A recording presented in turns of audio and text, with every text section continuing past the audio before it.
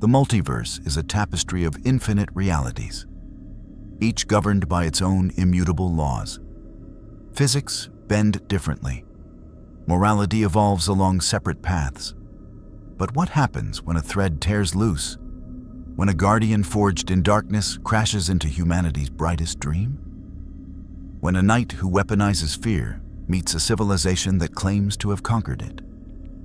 The boom tube collapsed wrong. Batman had been pursuing the Riddler through one of Darkseid's abandoned portals beneath Gotham Harbor when the entire structure destabilized.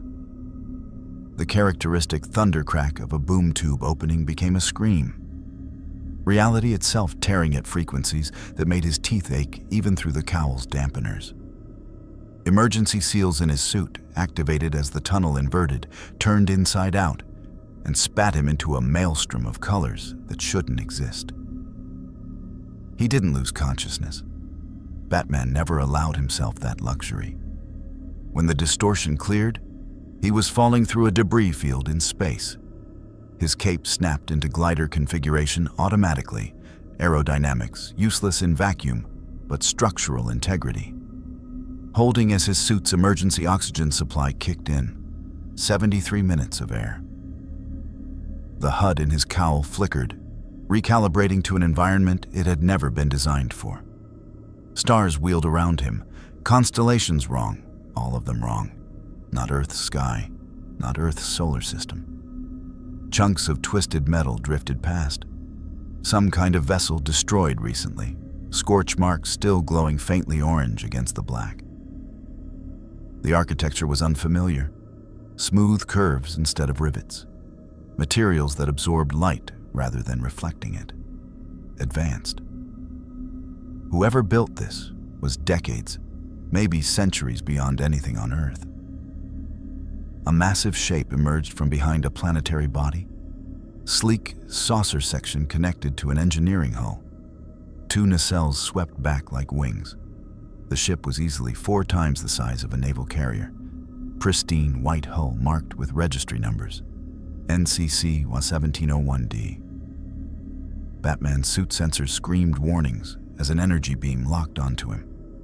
Not radar, something else, more precise. A column of light enveloped him before he could deploy countermeasures.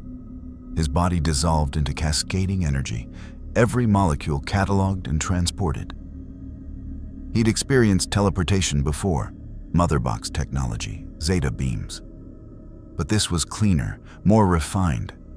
The technology differential was staggering.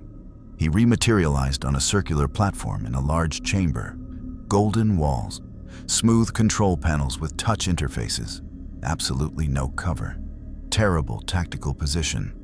6 figures in matching uniforms stood in a semicircle, weapons drawn. Handheld devices, compact, probably energy-based given the visible power cells. The uniforms were professional. Gold shoulders, black torso, comm badges on the chest. Military or paramilitary. But the body language was all wrong. They held their weapons like officers trained in de-escalation, not soldiers expecting combat.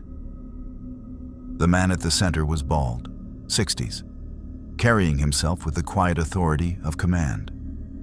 His uniform had an extra pip on the collar. "I am Captain Jean-Luc Picard of the Federation Starship Enterprise," he said, his British accent crisp. "You were drifting in a debris field near the Romulan neutral zone. Our sensors detected your life signs despite your unusual suit. You're not reading as any known species in our database." Batman's cowl had already completed its analysis. Atmosphere, oxygen-nitrogen mix, breathable. Gravity, Earth standard. Temperature, comfortable. The ship's power signature was extraordinary, reading energy outputs that dwarfed arc reactor technology. The weapons pointed at him were sophisticated, particle beam-based, variable yield settings visible on the controls. Non-lethal settings currently active. These people had the power to vaporize him. They were choosing not to. "Where am I?" Batman's voice synthesizer made the question a growl. You're aboard a Federation starship in the Alpha Quadrant, Picard replied. The year, by Earth standard reckoning, is 2370. Perhaps you could explain how you came to be floating in space without a conventional environment suit. Impossible. Bruce Wayne was born in 1982. This was 2024 when he entered that boom tube.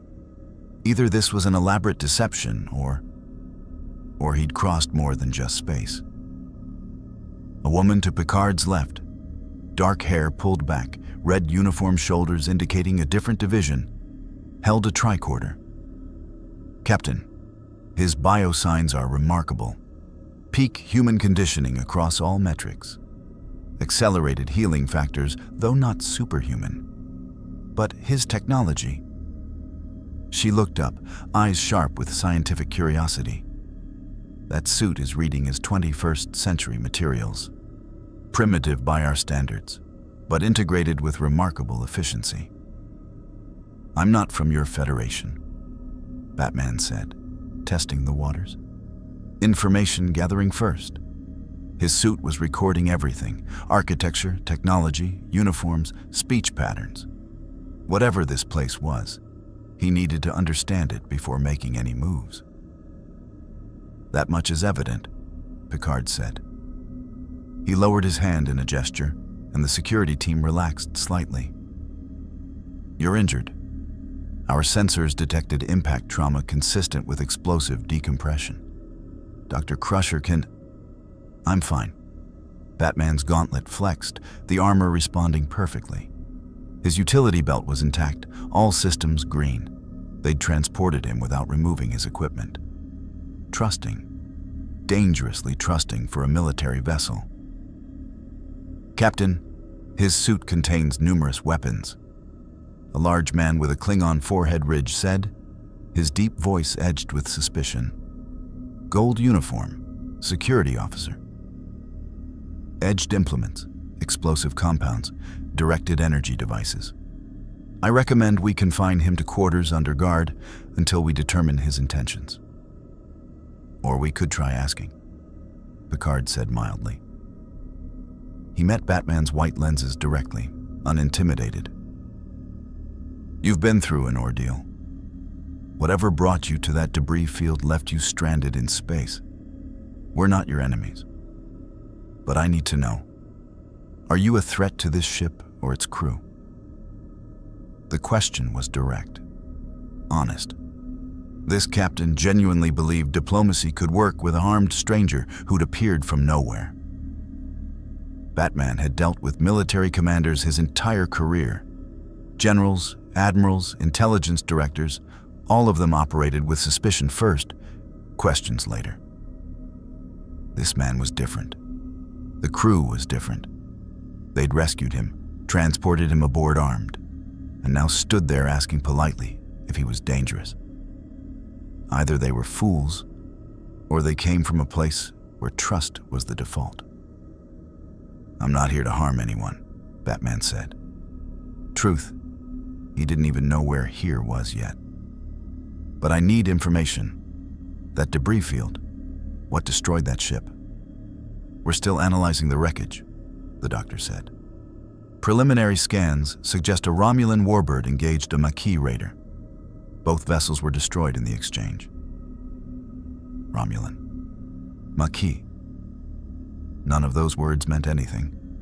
Batman's cowl flagged them for research priority.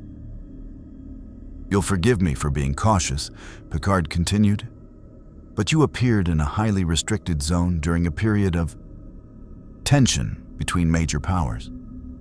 Your suit's design suggests military application. Your refusal to show your face suggests you're hiding your identity. And your technology, while primitive by our standards, contains weapons that could cause significant damage in the wrong hands. Then it's fortunate they're in the right hands, Batman said. The Klingon officer's hand tightened on his phaser. Picard raised an eyebrow. You'll understand that I can't simply take your word for that. For the safety of this ship and crew, I'm going to have to ask you to remove your mask and submit to a medical examination. We need to verify you're not carrying biological agents, and frankly, I prefer to speak face-to-face with those aboard my ship." There it was. The first real conflict. Batman's identity was his greatest weapon. The cowl was psychological warfare made manifest. Removing it meant vulnerability, exposure, loss of tactical advantage. But refusing would turn this situation hostile, and he was alone on a ship full of people with weapons that could disintegrate him before his nervous system registered the threat. If you want to see more crossover battles and unexpected universe collisions, hit that subscribe button and drop the name of a character and universe you'd want to see in the comments below. Let's explore the infinite together. Batman's hand moved to his utility belt. The security team tensed. He pulled out a small cylindrical device, smoke pellet, and crushed it in his palm. Gray vapor exploded outward, filling the transporter room in seconds. He moved through the chaos with practiced precision.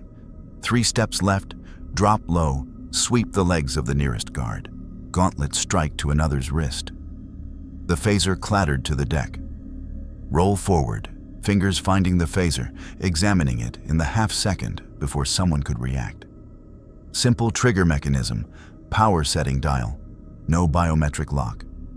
Amateur mistake. Security to transporter room 3. The Klingon roared. Batman was already at the door. It opened automatically. No locks, no security protocols. These people had built a ship where doors just opened. He slipped into the corridor beyond as the smoke cleared behind him. The hallway was wide, well lit, curved gently with the ship's hull. Crew members in various colored uniforms walked past, completely unprepared for a threat. No visible weapons, no defensive postures. When they saw him, they stopped and stared, confused rather than afraid. Batman disappeared into a maintenance junction before security arrived. The ship's computer responded to voice commands, no encryption, no authentication. He accessed a directory panel and downloaded the ship's basic layout into his cowl's memory. USS Enterprise, Galaxy-class starship. Crew complement, 1014. Cruising speed, warp 6. Maximum speed, warp 9.6. Armament, phaser arrays, photon torpedoes, shields that could withstand megaton range impacts. This wasn't a ship. It was a flying city with the firepower to level continents. And he'd just assaulted its crew. Batman moved through the Jeffries tubes, maintenance corridors behind the walls, his cowl mapping the ship's geography. He needed supplies, information, and an exit strategy.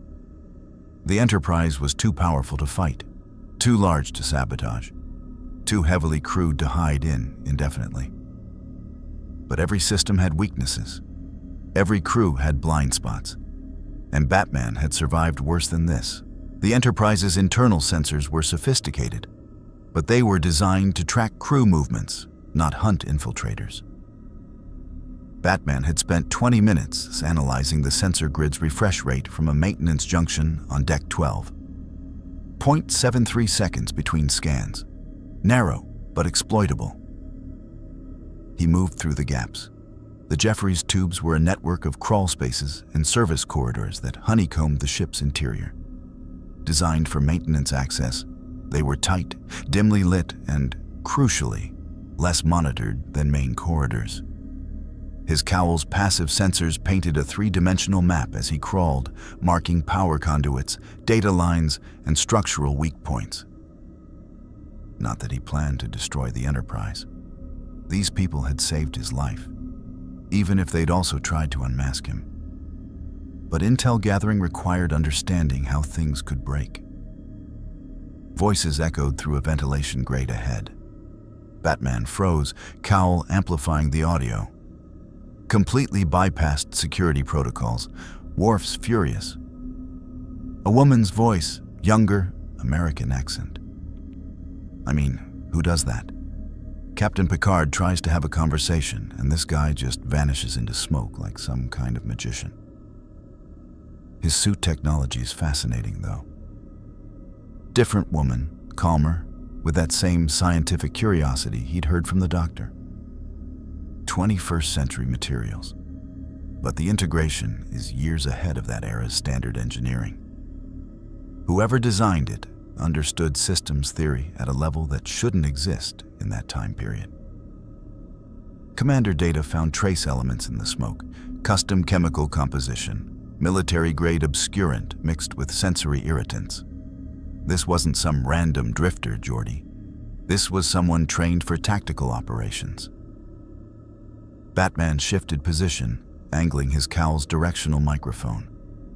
The Great looked down into what appeared to be an engineering section. 2 officers worked at a curved console, its display showing a rotating schematic of his utility belt. They'd scanned it. Of course they'd scanned it. The transporter had probably cataloged every molecule. The man, Geordi apparently, wore a distinctive visor across his eyes. Some kind of prosthetic. What bothers me is how fast he analyzed our technology. From beam in to escape was under 90 seconds. And in that time, he figured out how to use a phaser, operate a door panel, and access the ship's directory. That's not just training. That's exceptional intelligence. The captain wants him found without anyone getting hurt, the woman said. But if he's as dangerous as Worf thinks. Counselor Troy said she sensed pain, deep trauma, and determination that felt almost mechanical in its intensity. Geordi adjusted something on the display. Whatever this guy's been through, he doesn't trust easily. Smart. Batman filed away the information. They had an empath aboard. That complicated things. Emotional reads could bypass conventional deception, though he'd trained with Martian Manhunter enough to maintain mental discipline under telepathic scrutiny. An empath would be different. Less invasive, but potentially more insightful about behavioral patterns. We need to. The woman stopped. Her hand went to her comm badge, tapping it. Crusher here. Doctor, we've located the intruder. Picard's voice, calm despite the situation. Deck 12, Section 7. He's in the Jeffries tube directly above your position. Batman's jaw tightened. Impossible. He'd been cycling through sensor blind spots, maintaining. His suit emits a low-level electromagnetic signature. Picard continued, and Batman could hear the thin edge of satisfaction in the captain's tone. Our chief engineer detected it once he knew what to look for. Please clear the area. Security is en route. Amateur mistake. His suit's systems generated EM fields. Minimal, shielded, but detectable if you had sensitive enough equipment and knew to look. He'd underestimated their sensor technology. Batman moved fast. The Jeffries tube branched ahead, left toward the ship's outer hull, right deeper into the engineering section. He went left, counting seconds. 30 before security arrived at his last position. Another 20 before they realized he'd moved. 50 seconds total. The tube terminated at an external maintenance hatch. Through the transparent aluminum viewport, stars streaked past in impossible patterns. The ship was moving faster than light. Actually moving faster than light. The physics alone. He forced focus back to the immediate problem. The hatch had an emergency release, safety measure in case of internal disaster. He triggered it manually, suit seals tightening as atmosphere began venting. The hatch blew outward, and Batman launched himself into space. Again. But this time, it was his choice. The Enterprise's hull stretched out beneath him. A vast landscape of white alloy marked with registry numbers and Federation emblems. Running lights pulsed along the saucer rim. Behind him, the engineering hull tapered back to twin warp nacelles glowing with blue plasma. His cape was useless here. No air, no lift. But his suit's maneuvering jets, designed for urban gliding adjustments, could function in vacuum. Short bursts, limited fuel, but enough. He jetted along the hull, magnetic grapples in his gauntlets, finding purchase on the smooth surface. The Enterprise was traveling at warp speed, space-time itself warping around the ship. He was inside a bubble of altered physics, surfing a vessel that was technically not moving at all, just compressing the distance between points. The thought was dizzying. A bright beam lanced past his shoulder. Batman twisted, looking back. Two figures in full environment suits had emerged from another hatch, carrying what looked like heavier versions of the phasers. Aimed shots, not trying to kill. The beams were passing close enough to hurt him, not vaporize. Still treating this like law enforcement instead of combat. He could use that. Batman launched himself up and over the saucer section's curve, breaking line of sight. His HUD showed oxygen at 42 minutes, suit power at 73%, limited options, shrinking window. He needed leverage, information, something to make these people listen instead of just hunting. The ship's sensor array clustered at the top of the saucer section, a raised dome marked with sophisticated equipment. Batman landed beside it, gauntlets interfacing with an external access port. Starfleet security was clearly designed against external threats, hostile ships, spatial anomalies, not against someone physically accessing the hull systems. His gauntlets carried cutting-edge hacking tools from Wayne Enterprises, quantum encryption crackers, adaptive code breakers, AI-assisted penetration software. Against 24th century security, they were primitive. But primitive didn't mean useless. The access port responded to his intrusion like an immune system fighting infection. Firewalls activated, trace programs launched, automatic lockouts engaged. Batman countered each one, not trying to break through, but probing for gaps. Every security system had them. Not flaws, exactly. Necessary compromises between protection and functionality. There, medical database, personnel files, operational logs, all of it tagged with lower security classifications than tactical systems. A ship this size, with over 1,000 crew, needed doctors and counselors to access psychological profiles quickly. Emergency overrides for medical personnel. Batman inserted a custom algorithm designed to mimic authorization patterns based on the doctor's biometric signature he'd scanned during transport. Not perfect, but close enough that the system hesitated, running verification loops that bought him precious seconds. Files downloaded into his cowl's memory. Command crew profiles. Captain Jean-Luc Picard, decorated officer, archaeology enthusiast, briefly assimilated by the Borg collective.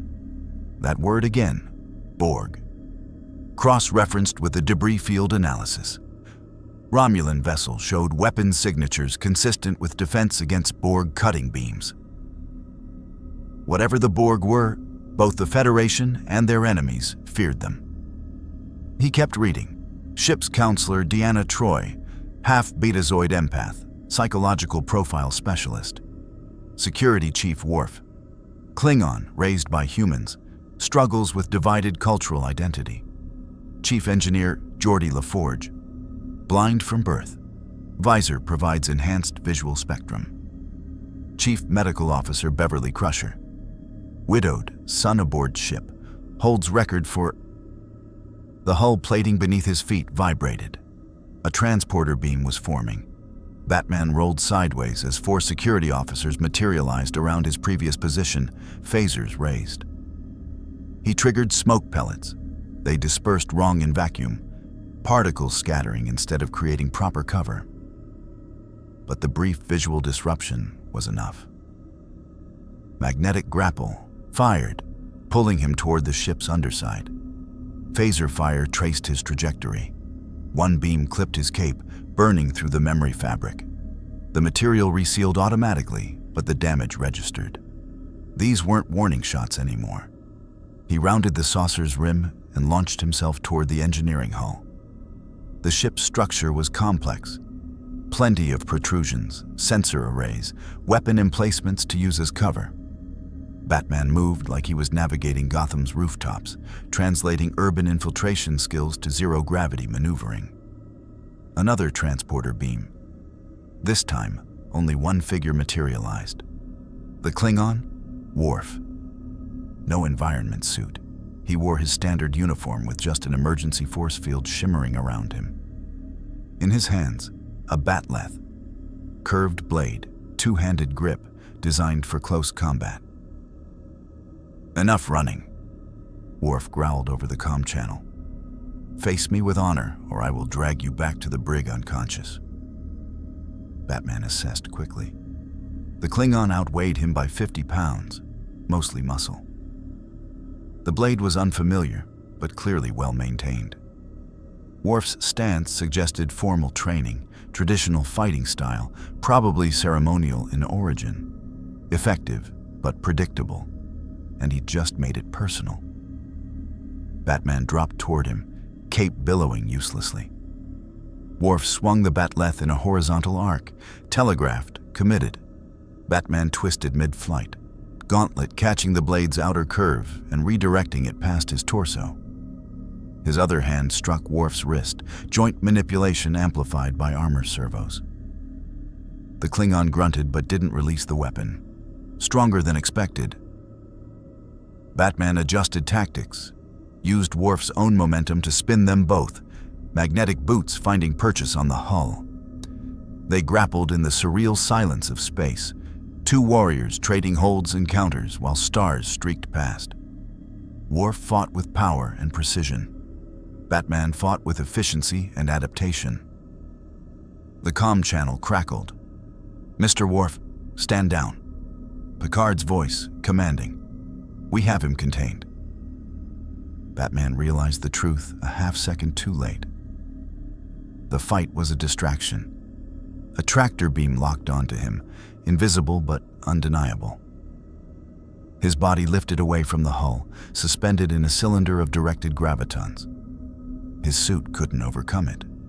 All he could do was watch as the Enterprise maneuvered him back toward an open shuttle bay, like a fisherman reeling in a catch. The bay's atmospheric force field shimmered as he passed through. Gravity reasserted itself, and Batman landed in a controlled crouch surrounded by 24 security officers in a perfect perimeter. Phaser rifles this time. Serious hardware. Captain Picard stepped forward, hands clasped behind his back. The position looked casual, but Batman recognized it. Commanding officers used that stance when they were maintaining calm through discipline. That, Picard said quietly, was remarkably foolish. Batman stood slowly. His utility belt was depleted, smoke pellets used, grapple charges exhausted, emergency oxygen consumed. He had maybe 3 significant gadgets left and no realistic escape route. "You could have decompressed half the engineering section with that stunt," Picard continued. "You could have damaged critical systems. You could have gotten yourself killed. And for what? To prove you can evade security?" "To prove your security has weaknesses," Batman corrected. Picard's expression didn't change. "Yes, you've made that abundantly clear. You're intelligent, trained, and resourceful. You've demonstrated capabilities that frankly concern me. But what you haven't done is explain who you are or why you're here. I told you, I'm not from your Federation. That's not an answer." Picard stepped closer, and Batman saw the weight of command in those eyes. This man had made hard decisions, lost people under his command, carried responsibility for over 1,000 lives every day. "You accessed our medical database, stole personnel files. If you're gathering intelligence for a hostile power..."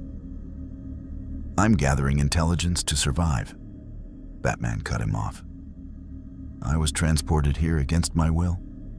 I don't know your factions, your politics, your wars. I don't know which of you are trustworthy and which aren't. So I do what I always do. I prepare. By treating everyone as an enemy. By not assuming anyone's a friend." The shuttle bay fell silent. Even the security team seemed to be holding their breath.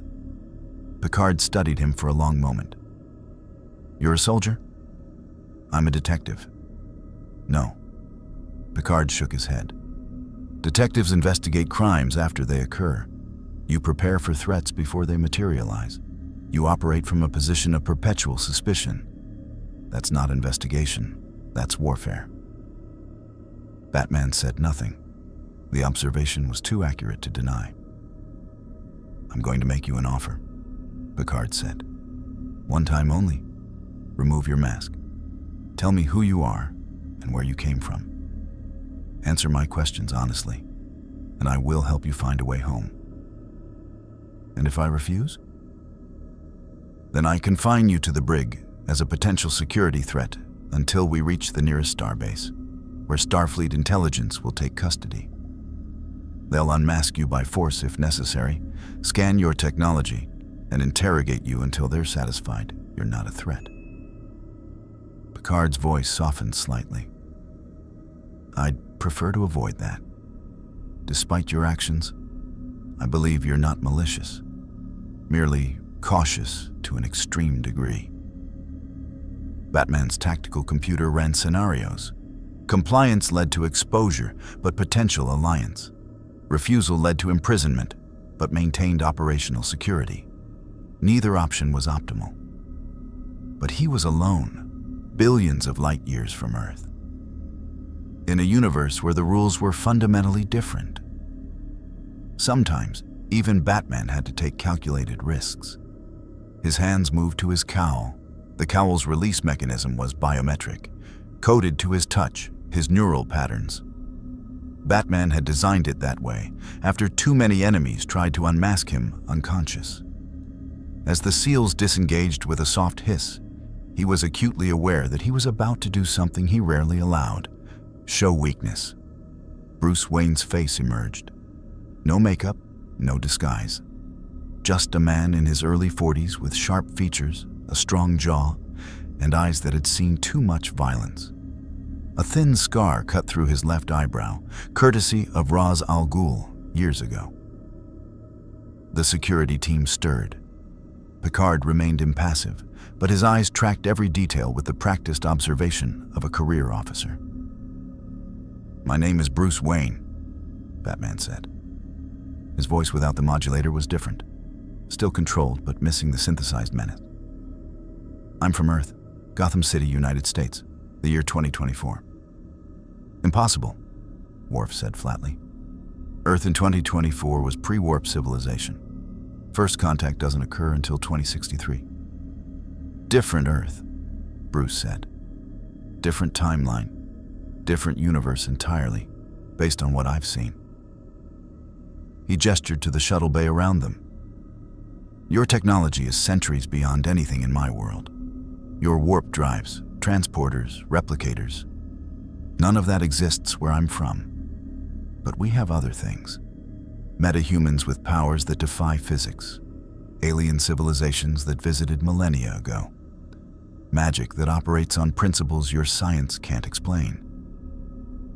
Picard exchanged a glance with a pale-skinned officer whose yellow eyes suggested something other than human.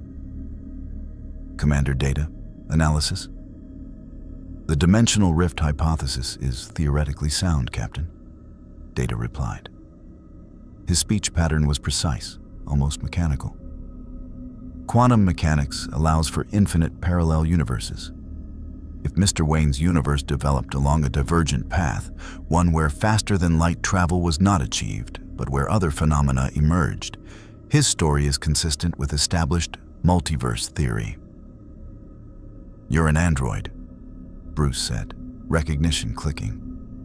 The yellow eyes, the perfect posture, the analytical tone. "I am a Sung-type android, yes." Data tilted his head with curiosity. "Your perceptual speed is impressive. Most humanoids require several minutes to deduce my nature.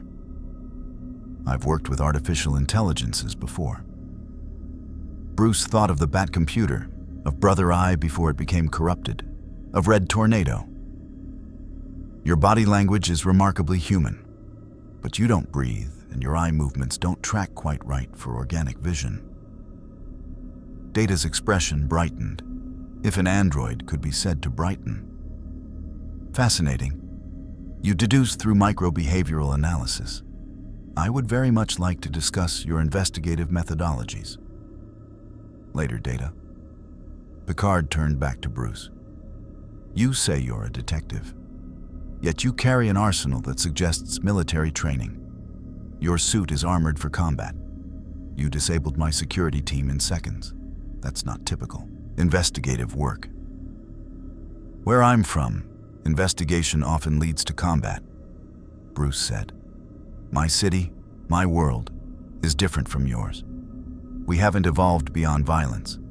We haven't created a post-scarcity paradise where everyone's needs are met. We have crime, corruption, people who prey on the weak. And sometimes, stopping them requires more than asking nicely. He saw the impact of his words.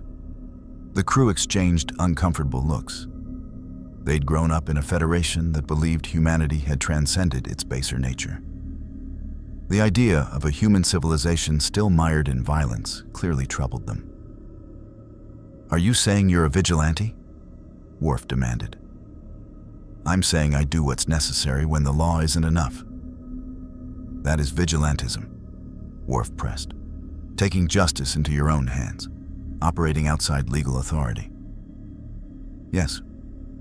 Bruce met his glare steadily. It is. Captain, this man is a criminal by his own admission, Worf said. He should be confined immediately. But Picard was studying Bruce with new understanding. You mentioned your city specifically. Gotham, not your world. You protect one city? It's my city, Bruce said, where my parents were murdered when I was 8 years old, where I swore I'd prevent others from suffering the same loss, where I've spent 20 years fighting a war that never ends because the moment you stop, the darkness wins. The shuttle bay went quiet again. Even Worf seemed momentarily disarmed by the raw admission. A woman stepped forward, dark hair, empathetic eyes. The counselor, Troy. I sense immense pain, grief that's never fully healed, but also purpose.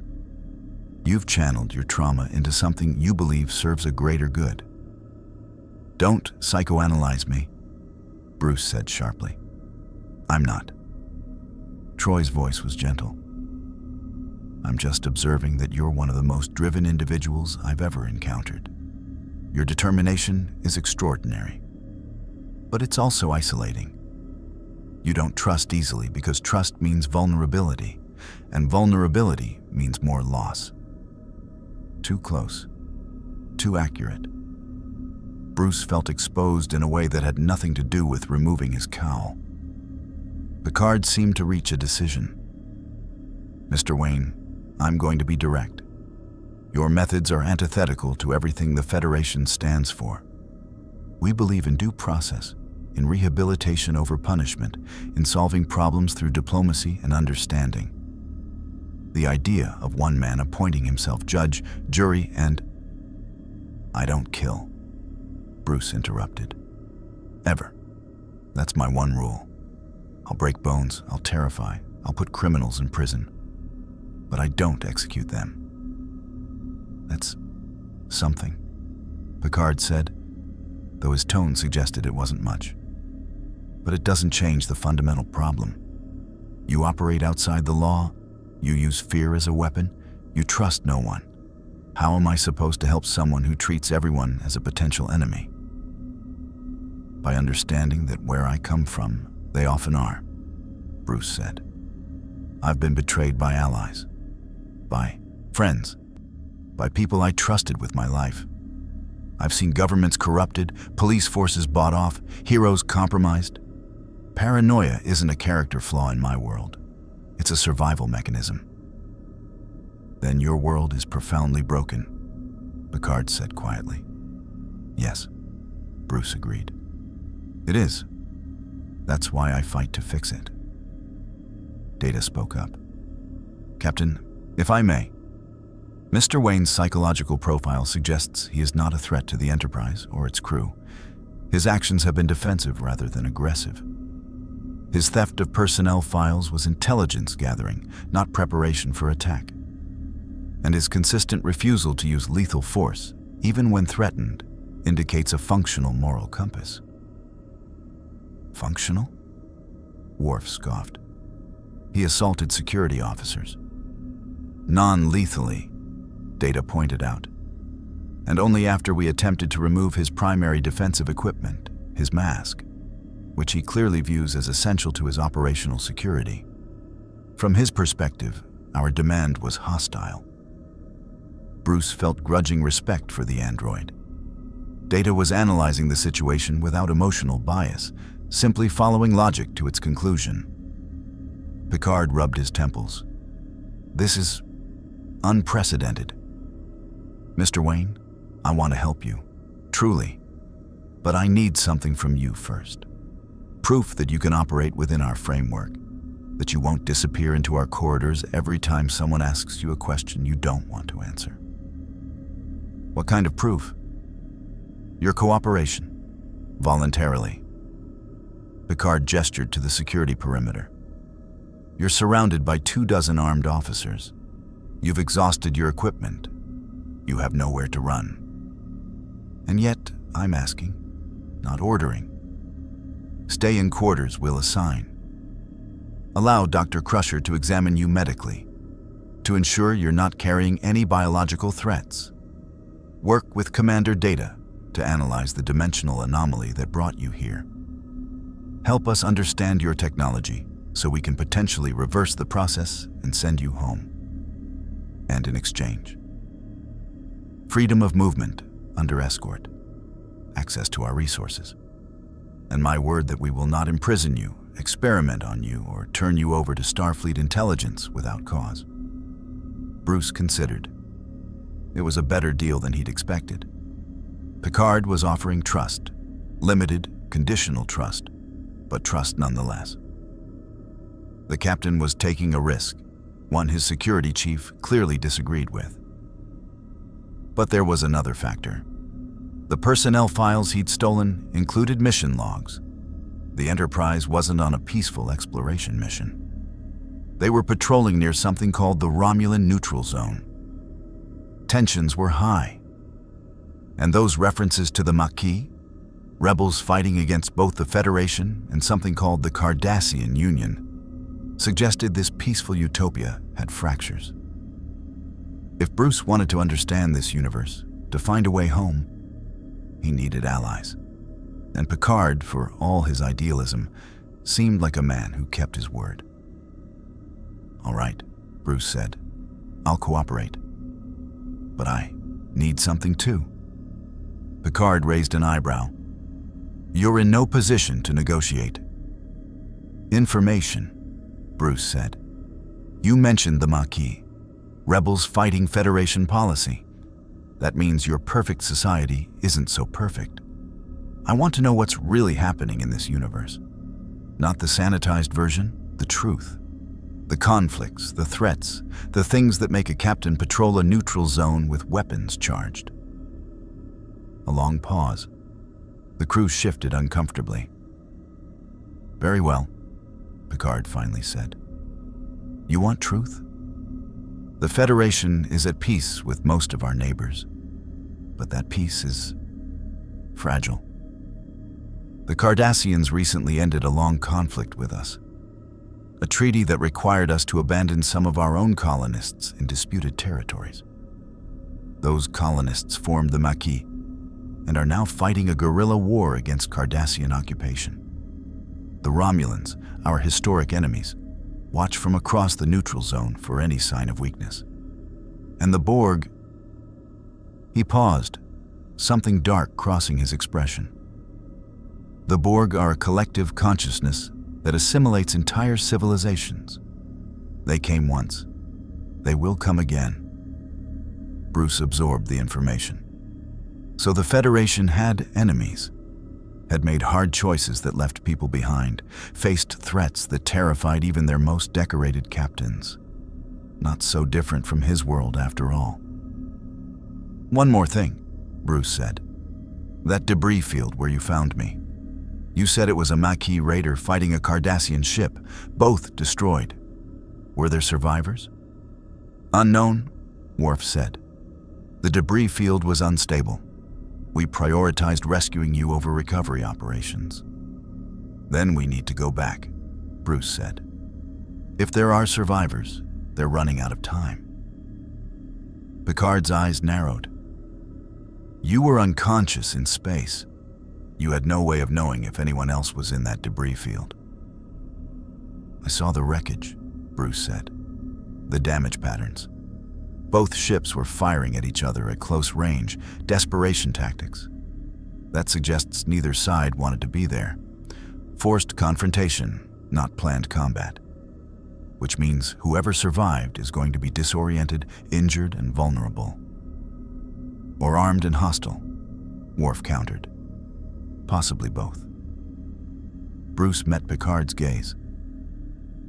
"But you told me the Federation believes in preserving life, that you choose diplomacy over violence. If there are people dying in that wreckage, can you really justify not checking?" It was manipulation, and Picard knew it, but it was also logically sound. The captain made a decision. "Mr. Worf, set course back to the debris field. Yellow alert. Scan for life signs." He turned to Bruce.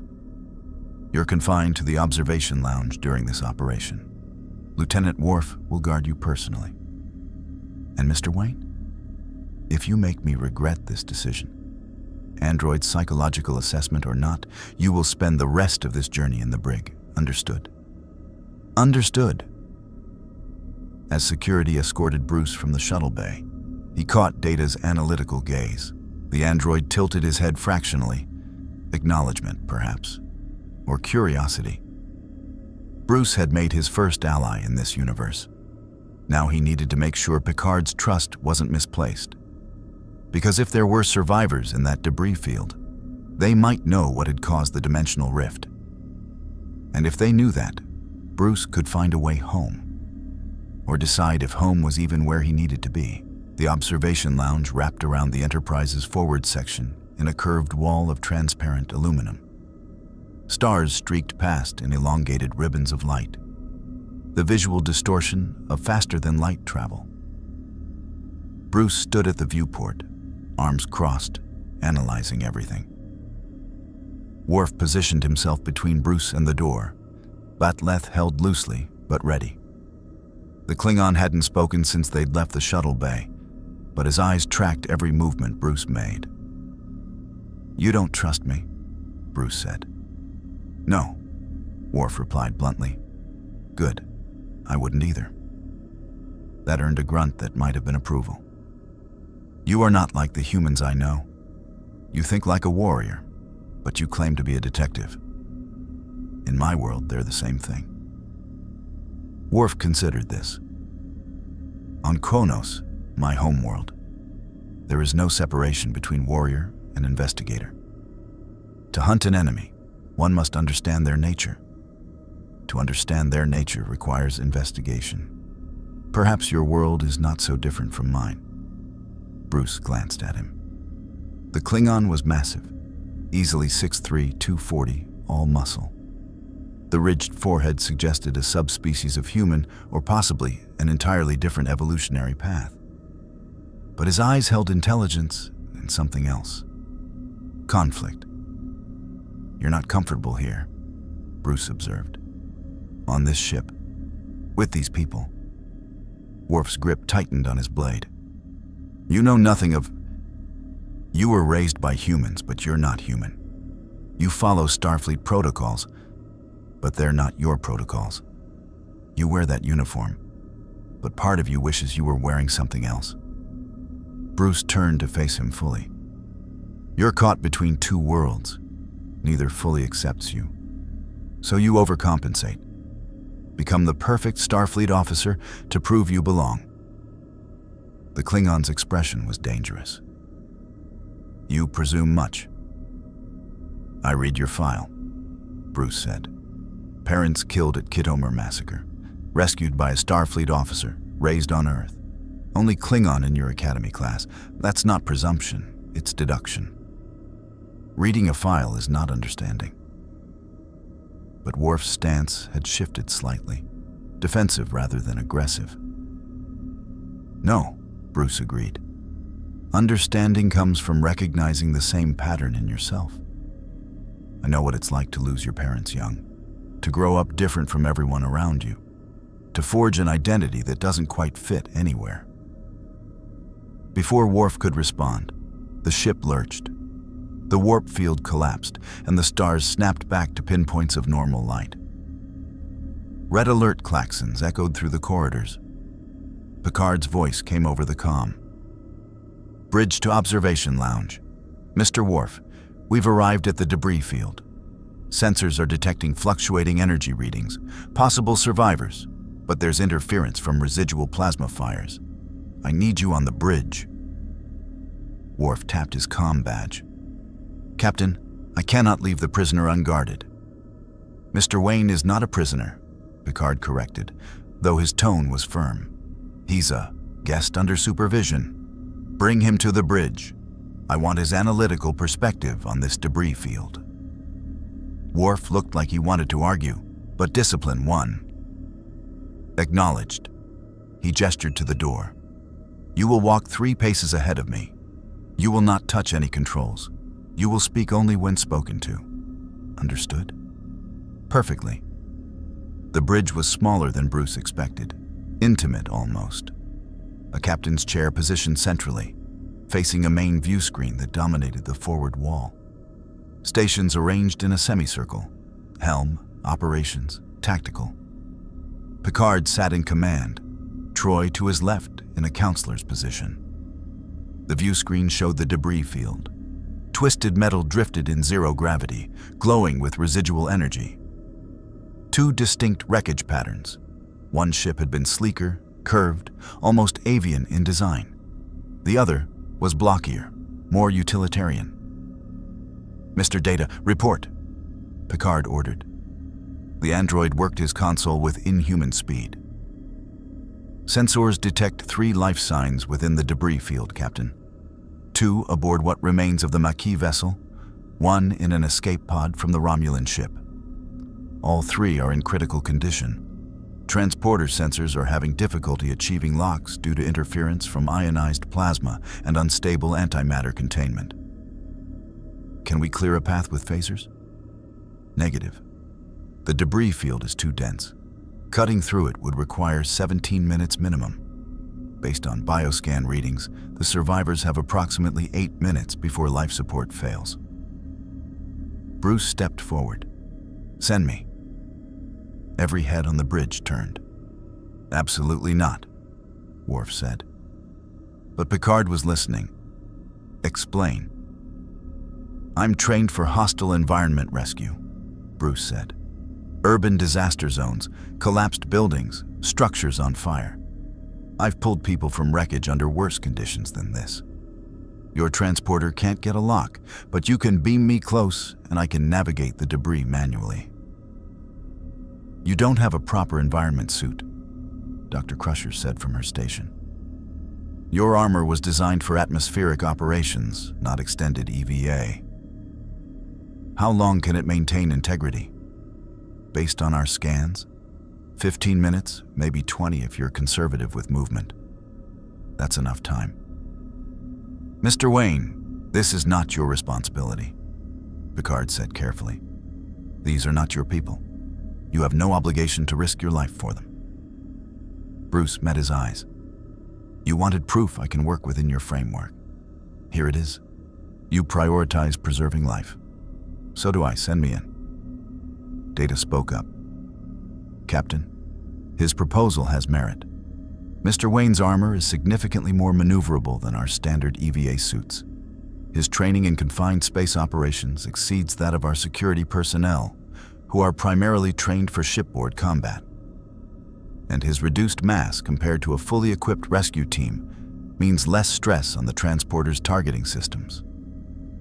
Picard weighed the options. Every second of delay meant someone dying. Mr. Worf, beam down with him, Picard decided. Two-person extraction team. Dr. Crusher, prepare sickbay for trauma patients. Data, monitor their biosigns and maintain transporter locks at all times. Captain, I strongly recommend, Worf began. Your recommendation is noted, Lieutenant. But Mr. Wayne is correct. This is what the Federation does. We save lives, regardless of whose lives they are. Picard's gaze turned to Bruce. Don't make me regret this. I won't. 3 minutes later, Bruce and Worf materialized in the debris field's center. The silence of space was absolute. Twisted metal surrounded them like a metallic reef, sharp edges catching starlight. Plasma fires burned soundlessly, pockets of ignited gas suspended in vacuum. Bruce's HUD painted the environment in tactical overlay. 3 biosignatures highlighted, 2 together, 1 alone. Distance, 40 meters to the pair, 80 to the solo. The closest survivors first, Worf said over the comm channel. His environment suit was bulkier than Bruce's armor, but he moved with practiced efficiency. They navigated through the wreckage. Bruce used his grapple to pull himself along structural beams. Worf used magnetic boots. The debris was unstable, shifting constantly as pieces collided in slow motion. One wrong move could trigger a cascade that would crush them. The Maquis vessel's remains were a hollow shell. Half the hull had been sheared away, exposing interior compartments to space. Bodies drifted in some sections, crew who hadn't made it to emergency shelters. Bruce pushed the sight aside. Focus on the living. They found the 2 survivors in what had been engineering. A man and a woman, both human, wearing improvised emergency gear. The man was unconscious, blood crystallizing around a head wound. The woman was awake, barely, her eyes tracking their approach with desperate hope. Federation, she rasped over local comm. You actually came. We came, Worf confirmed. He examined the man. Severe head trauma, internal injuries. He needs immediate transport. Take him first, the woman said. I can hold out. We're taking both of you, Bruce said. He checked her injuries. Burns on her left side, probably from a plasma conduit rupture. Severe, but survivable if they moved fast. Can you move? Define move. Bruce positioned himself beside her, letting her grab onto his armor. Hold on, this is going to hurt. They pushed off from the wreckage, Worf carrying the unconscious man, Bruce guiding the injured woman. The debris field shifted around them, large sections beginning to tumble as gravitational forces from a nearby planet asserted themselves. Enterprise, 2 to beam directly to sickbay, Worf said. The transporter took them. Bruce felt the woman's grip loosen as they dematerialized. He rematerialized alone back in the debris field. Data's voice came over the comm. Mr. Wayne, your oxygen reserves are at 7 minutes. The remaining survivor is 82 meters from your position. Recommend immediate extraction. On my way. The Romulan escape pod was intact, but losing power. Its emergency beacon pulsed weakly. Bruce magnetized to its hull and accessed the external controls. Romulan language scrolled across the display. Unreadable, but the interface was intuitive. Emergency release there. The hatch opened manually. Inside, a Romulan officer slumped in the pilot seat. Female, dark hair, pointed ears. Her uniform was pristine despite the chaos, military discipline even in disaster. She was conscious, watching him through narrowed eyes. Federation, she said, the word laced with contempt and resignation. Close enough, Bruce replied. He checked her injuries, less severe than the Maquis survivors. Mild concussion, possible broken ribs, but stable. Can you move? I am Romulan. We do not require assistance from... She stopped, really looking at him for the first time. You're not Starfleet. No. Then what are you? Someone who doesn't let people die in the debris field of someone else's war. He extended his hand. We can debate politics later. Right now, you're running out of air and I'm running out of time. She stared at his hand for a long moment. Then, with visible reluctance, she took it. Bruce pulled her from the pod and tapped his comm. Enterprise, one more for sickbay. Make it fast. Transporter lock established. Data confirmed. Beaming now. The Romulan disappeared in a shimmer of light. Bruce was alone in the debris field. His HUD showed oxygen at 3 minutes, suit power at 40%. The wreckage around him was beginning to collapse inward, drawn by the planet's gravity well. Mr. Wayne, return transport standing by, Data said. Wait. Bruce was studying the debris pattern. Something was wrong. The damage to both ships was too precise, too targeted. These vessels hadn't just fired wildly at each other. Someone had known exactly where to hit for maximum damage. He jetted toward the Romulan vessel's remains, scanning the hull. There, a section of the ship's tactical systems, partially intact. He pulled the component free and attached it to his belt. Mr. Wayne, you have 90 seconds of oxygen remaining.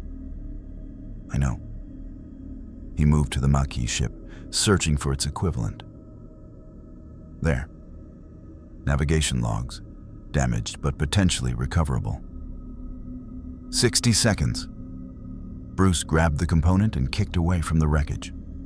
All right, Data, bring me home. The transporter took him as his oxygen indicator hit 15 seconds. He materialized on the bridge instead of the transporter room. Picard stood immediately. Mr. Wayne, what were you thinking? You nearly... Bruce placed both components on the captain's chair. These vessels didn't accidentally encounter each other. Someone orchestrated this confrontation. The targeting was too precise. And if someone's manufacturing conflicts between the Maquis and the Romulans, you need to know who and why. The bridge fell silent. Data examined the components. Captain, he is correct. These damage patterns are inconsistent with random combat. This was an ambush. Both vessels were lured to this location. By whom? Picard demanded. Unknown. But whoever did this wanted both ships destroyed and all evidence erased. Bruce met the captain's eyes. Your peaceful universe has someone playing both sides, and they didn't expect anyone to look closely enough to notice. Picard's expression was grim. Dr. Crusher, how are the survivors? Stable. Crusher's voice came over the comm. The Maquis officers will recover fully. The Romulan is conscious and demanding to speak with command. I'll be there shortly. Picard turned to Bruce. You've just complicated an already delicate situation. The Romulans will demand their officers return. The Maquis survivors will face arrest for their terrorist activities. And now you're suggesting there's a third party manipulating them both. I'm not suggesting it. I'm showing you the evidence. Evidence that may not be welcome, Picard said quietly. Sometimes, Mr. Wayne, proving a conspiracy exists is the easy part. The hard part is convincing people who benefit from ignorance to accept the truth. Bruce understood immediately. Politics. Even in this utopian future, there were people who preferred comfortable lies to inconvenient truths. Then we'll have to be very convincing, Bruce said. Picard almost smiled. Perhaps there's hope for you in this universe after all. Sickbay was more advanced than any medical facility Bruce had ever seen. Biobeds with real-time holographic displays showing every bodily system. Medical tricorders that diagnosed injuries in seconds. A doctor who worked with the precision of someone accustomed to fixing the unfixable. Dr. Crusher looked up as Bruce and Picard entered. The Maquis officers are sedated. They'll need another 6 hours of cellular regeneration for the burns, but they'll make a full recovery. She gestured to a separate section, cordoned off by a force field. Your Romulan guest is another matter. The Romulan woman sat upright on a biobed, arms crossed, expression imperious despite her injuries. She'd refused the standard patient gown, still wore her military uniform, torn and scorched, but maintained with rigid dignity. When she saw Picard, her eyes narrowed. "Captain Jean-Luc Picard," she said, voice carrying aristocratic contempt. "The Federation's celebrated diplomat. How unfortunate to meet under these circumstances." "Commander," Picard acknowledged. He'd clearly accessed her identity from the pod's records. "I am Captain Picard of the—" "I know who you are," she interrupted. "The man who was assimilated by the Borg and yet somehow retained command. The Federation's proof that even profound weakness can be overlooked with the right connections." Bruce saw Picard's jaw tighten microscopically. The Romulan had gone straight for the psychological wound, testing for reaction. "Your recovery is our priority," Picard said evenly. "Once you're medically cleared, we'll arrange transport to the neutral zone for repatriation." How generous. Capture a Romulan officer in Federation space and simply release her. No interrogation, no intelligence extraction. Her gaze shifted to Bruce. "And who is this?" "He does not wear your uniform. His equipment is primitive, yet he was permitted to conduct the rescue operation." "I'm a consultant," Bruce said. A lie. The Romulan studied him with predatory interest. "You move like Tal Shiar, our intelligence operatives. But your techniques are different, cruder but effective, and you retrieved components from both vessels before extracting yourself. Why?" "Sharp." Bruce respected that. "Because your ship and the Maquis raider were both ambushed," Bruce said. "Someone wanted you to destroy each other." The Romulan's expression didn't change, but Bruce caught the micro-expression. Brief surprise, quickly suppressed. She'd suspected but hadn't confirmed it. "Interesting theory," she said. "What evidence supports this?" Bruce placed the recovered tactical component on a nearby medical tray. "The damage patterns to your vessel were surgically precise. Whoever attacked knew your ship's exact configuration. They targeted your warp core containment, communications array, and weapons systems in sequence. That's not random combat. That's assassination." "The Maquis are resourceful," she countered. "Perhaps they simply fought well." "The Maquis ship was hit the same way. Someone knew both vessel types intimately and exploited specific weaknesses in each design." Bruce leaned against the wall, arms crossed. "You weren't in that debris field by accident. Someone lured you there." The Romulan was silent for a long moment. Then, "What is your interest in this?" "The debris field is where I arrived in this universe," Bruce said. "I was pulled through a dimensional rift during the ambush. Whoever orchestrated this might know how to reverse the process." "Ah, self-interest. How refreshingly honest." She turned to Picard. "Captain, this consultant of yours is correct. My mission was to investigate reports of unusual energy readings near the neutral zone. When we arrived, the Maquis vessel was already present, transmitting a distress signal. Standard protocol suggested a trap, but our sensors detected genuine power failures. We approached to investigate." "And then?" Picard prompted. "Something fired on us from within the debris field itself. Not the Maquis. They were as surprised as we were. Both our vessels turned to engage the threat, but it had already vanished. We assumed each other was responsible and—" She gestured to her injuries. "The result is apparent." Data entered sickbay, pad in hand. "Captain, I have completed analysis of the recovered components. The Romulan vessel's tactical logs show an energy signature consistent with neither Federation nor Romulan weapons technology. The signature is familiar, but I cannot immediately identify its origin. "Show me," Bruce said. Data handed him the pad. The energy signature displayed as a three-dimensional waveform. Bruce's training with Wayne Enterprise's R&D division let him parse the technical data. High-energy plasma discharge modulated at specific frequencies, with a characteristic decay pattern that suggested Borg, Bruce said. The room went cold. "Impossible," Worf said from the doorway. He'd entered silently, Petleth still strapped to his back. "The Borg operate in overwhelming force. They do not conduct covert operations." "Traditionally, no," Data agreed.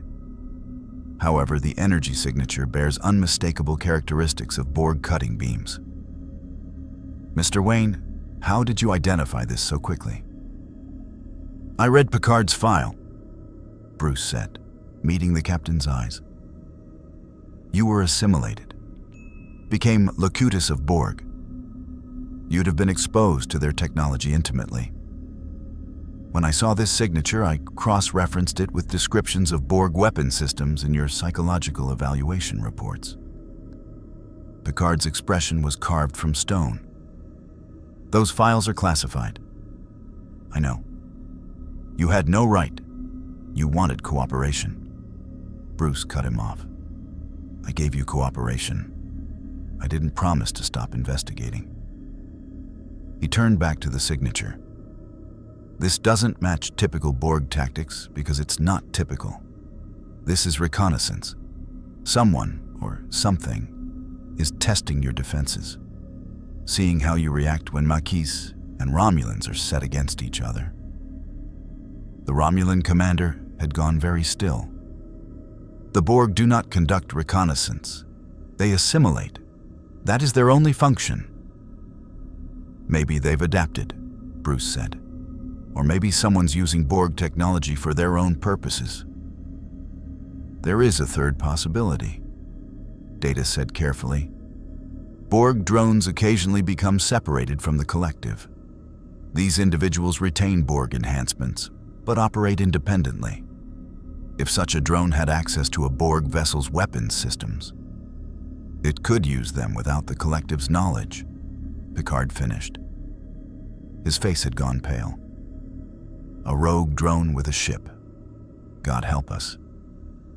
"Or," the Romulan interjected, "this is an elaborate Federation deception, using Borg technology as cover for black operations against both the Maquis and the Romulan Empire." All eyes turned to her. "That's a serious accusation, Commander," Picard said quietly. "Is it?" She met his gaze without flinching. "The Federation speaks of peace, while maintaining Section 31, your covert intelligence apparatus that operates without oversight. You claim moral superiority while abandoning your own colonists to Cardassian occupation. Why would using Borg weapons be beyond you?" "Because we're not monsters," Crusher said sharply. "Everyone is a monster to someone, Doctor." The Romulan shifted on the biobed, wincing slightly. "The question is merely who we choose to be monstrous toward." Bruce watched the exchange with growing understanding. This universe wasn't the peaceful utopia Picard presented. It was a powder keg.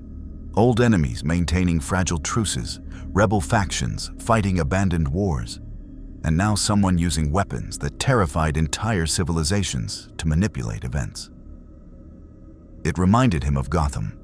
Different scale, same fundamental problems. "We need to investigate the debris field's origin point," Bruce said. "Track back where the Borg energy signature came from. Find the source." "Absolutely not," Worf said. "If there is a Borg presence, we must report to Starfleet Command and await reinforcements."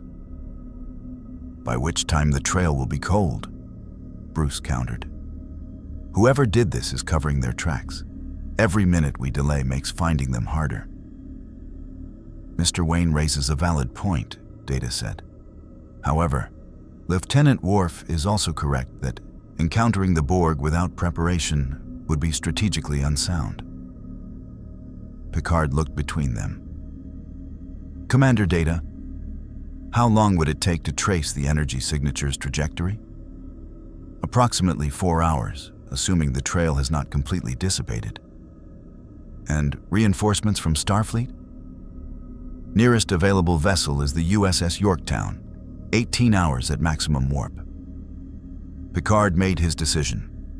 We investigate, discreetly. Yellow alert, shields raised, weapons ready. If we encounter anything resembling a Borg presence, we withdraw immediately and call for backup. Agreed? Worf looked unhappy but nodded. Captain, the Romulan said, I demand to be present for this investigation. It was my crew that died in that ambush. I have a right. You're a patient under medical care, Picard said firmly. Dr. Crusher will inform me when you're cleared for duty, at which point we can discuss your role as an observer. Until then, you remain here. The Romulan's expression promised future conflict, but she subsided. As they left sickbay, Bruce fell into step beside Picard. She's right, you know, about Section 31. Picard stopped walking. What do you know about Section 31? Enough. Black Ops Division operating outside Federation oversight. Authorized to use any means necessary to protect Federation interests. Assassinations, biological warfare, political manipulation. Bruce met his eyes. They're your version of what I am. The people who do what you won't admit is necessary. Section 31 is a perversion of everything the Federation stands for, Picard said coldly. And yet they exist, which means somewhere, someone in your perfect society decided that the rules didn't apply when the stakes were high enough. Bruce's tone wasn't judgmental, just observational. At least I'm honest about it. I don't pretend Gotham is a utopia. I don't claim to have evolved beyond darkness. I acknowledge what I am and accept the cost. The cost, Picard repeated. You mean isolation, distrust, operating in permanent moral gray areas. Yes. That's not strength, Mr. Wayne. It's tragedy. Maybe, Bruce acknowledged. But it's effective. And right now, you need effective more than you need philosophical purity. They continued to the bridge in tense silence. Data had the con, working the science station with android efficiency. Captain, I have successfully traced the energy signature's point of origin. It leads to a planetoid in an uncharted system approximately 6 light years from our current position. The system appears on no Federation star charts. On screen, Picard ordered. The view screen shifted. A small, dark planetoid hung in space, barely visible against the cosmic background. No atmosphere, no artificial lights, just bare rock and ice. Scans show no life signs, Data reported. However, there are extensive metallic structures beneath the surface. Power signatures are minimal but present. And Captain, he looked up, expression as close to concerned as an android could manage. The structure's configuration matches Borg vessel architecture. The bridge went silent.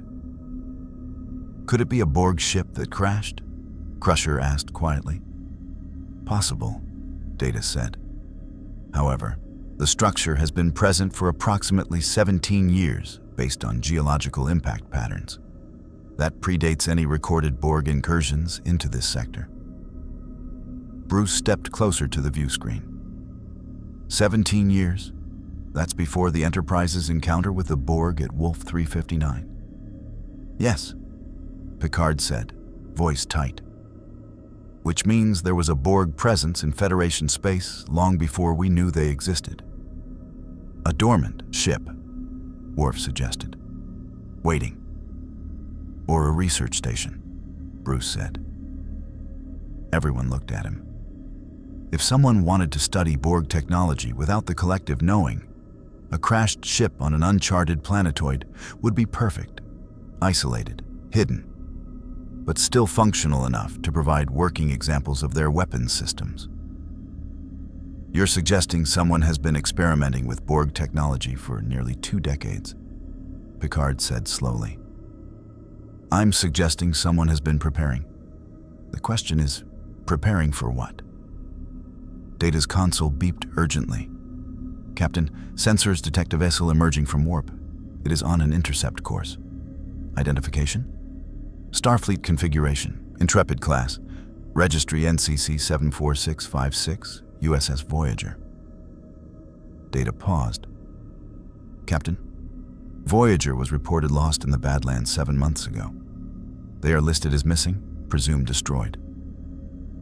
The view screen shifted to show a sleek vessel approaching at high impulse. It was smaller than the Enterprise, more streamlined, with a distinctive design that spoke of cutting-edge engineering. Picard stood.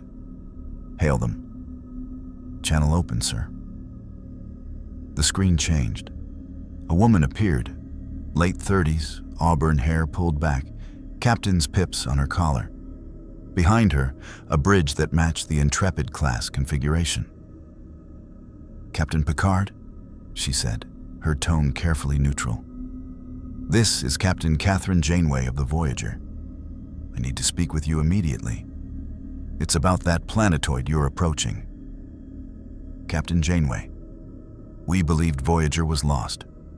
We were, Janeway said grimly.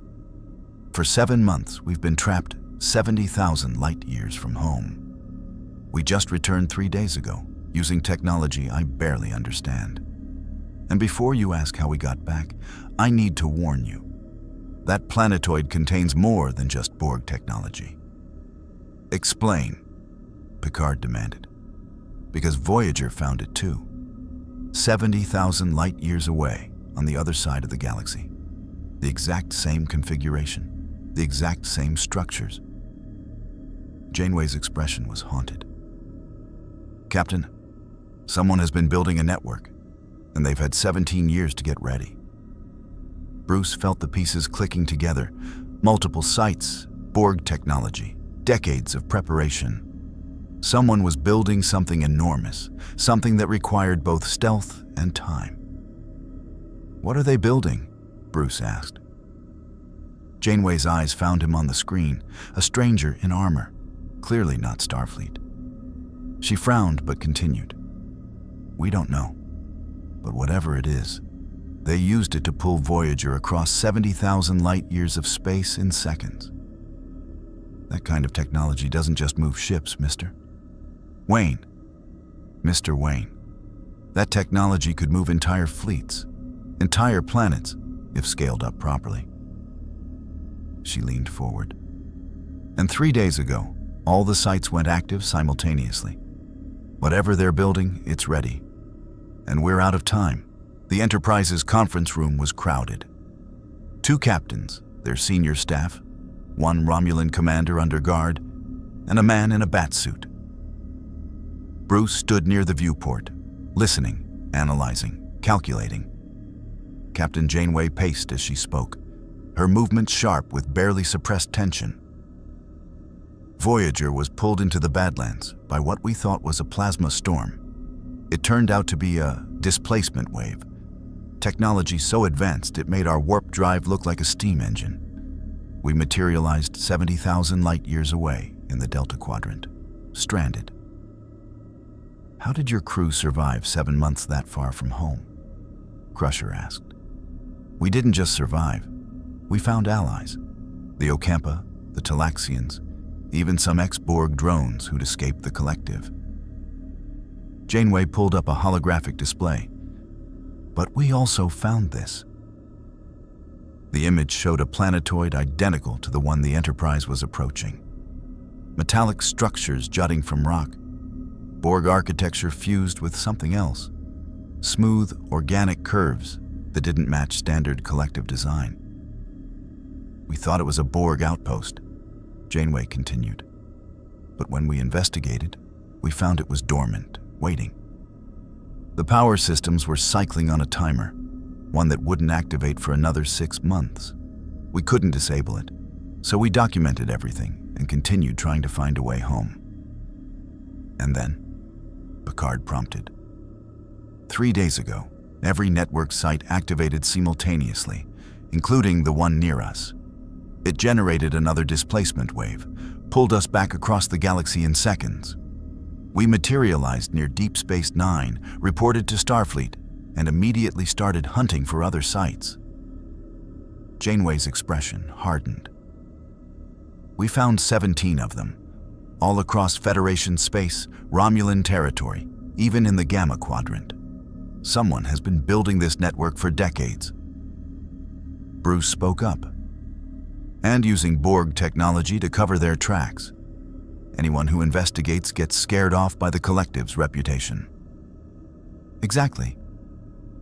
Janeway turned to him. You're not Starfleet.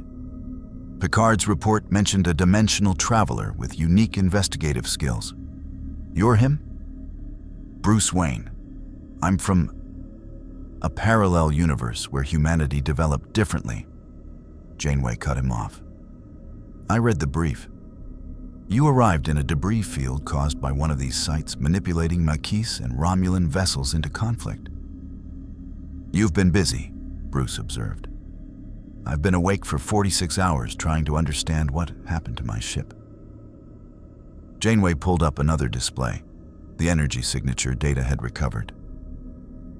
This signature appeared at every site activation. It's not pure Borg technology. It's been modified, refined, combined with something else. Data leaned forward, his yellow eyes reflecting the holographic data. Captain Janeway, may I ask what happened to the site in the Delta Quadrant after it activated? It collapsed. The entire structure destabilized and imploded, leaving no evidence it ever existed. Self-destruction protocols, Bruce said. Whoever built this doesn't want anyone studying the technology after it's been used. The Romulan commander, Dr. Crusher, had cleared her for this meeting under heavy guard, spoke from her position near the door. You speak of whoever as if this were the work of a single entity. Networks of this scale require massive resources, state-level resources.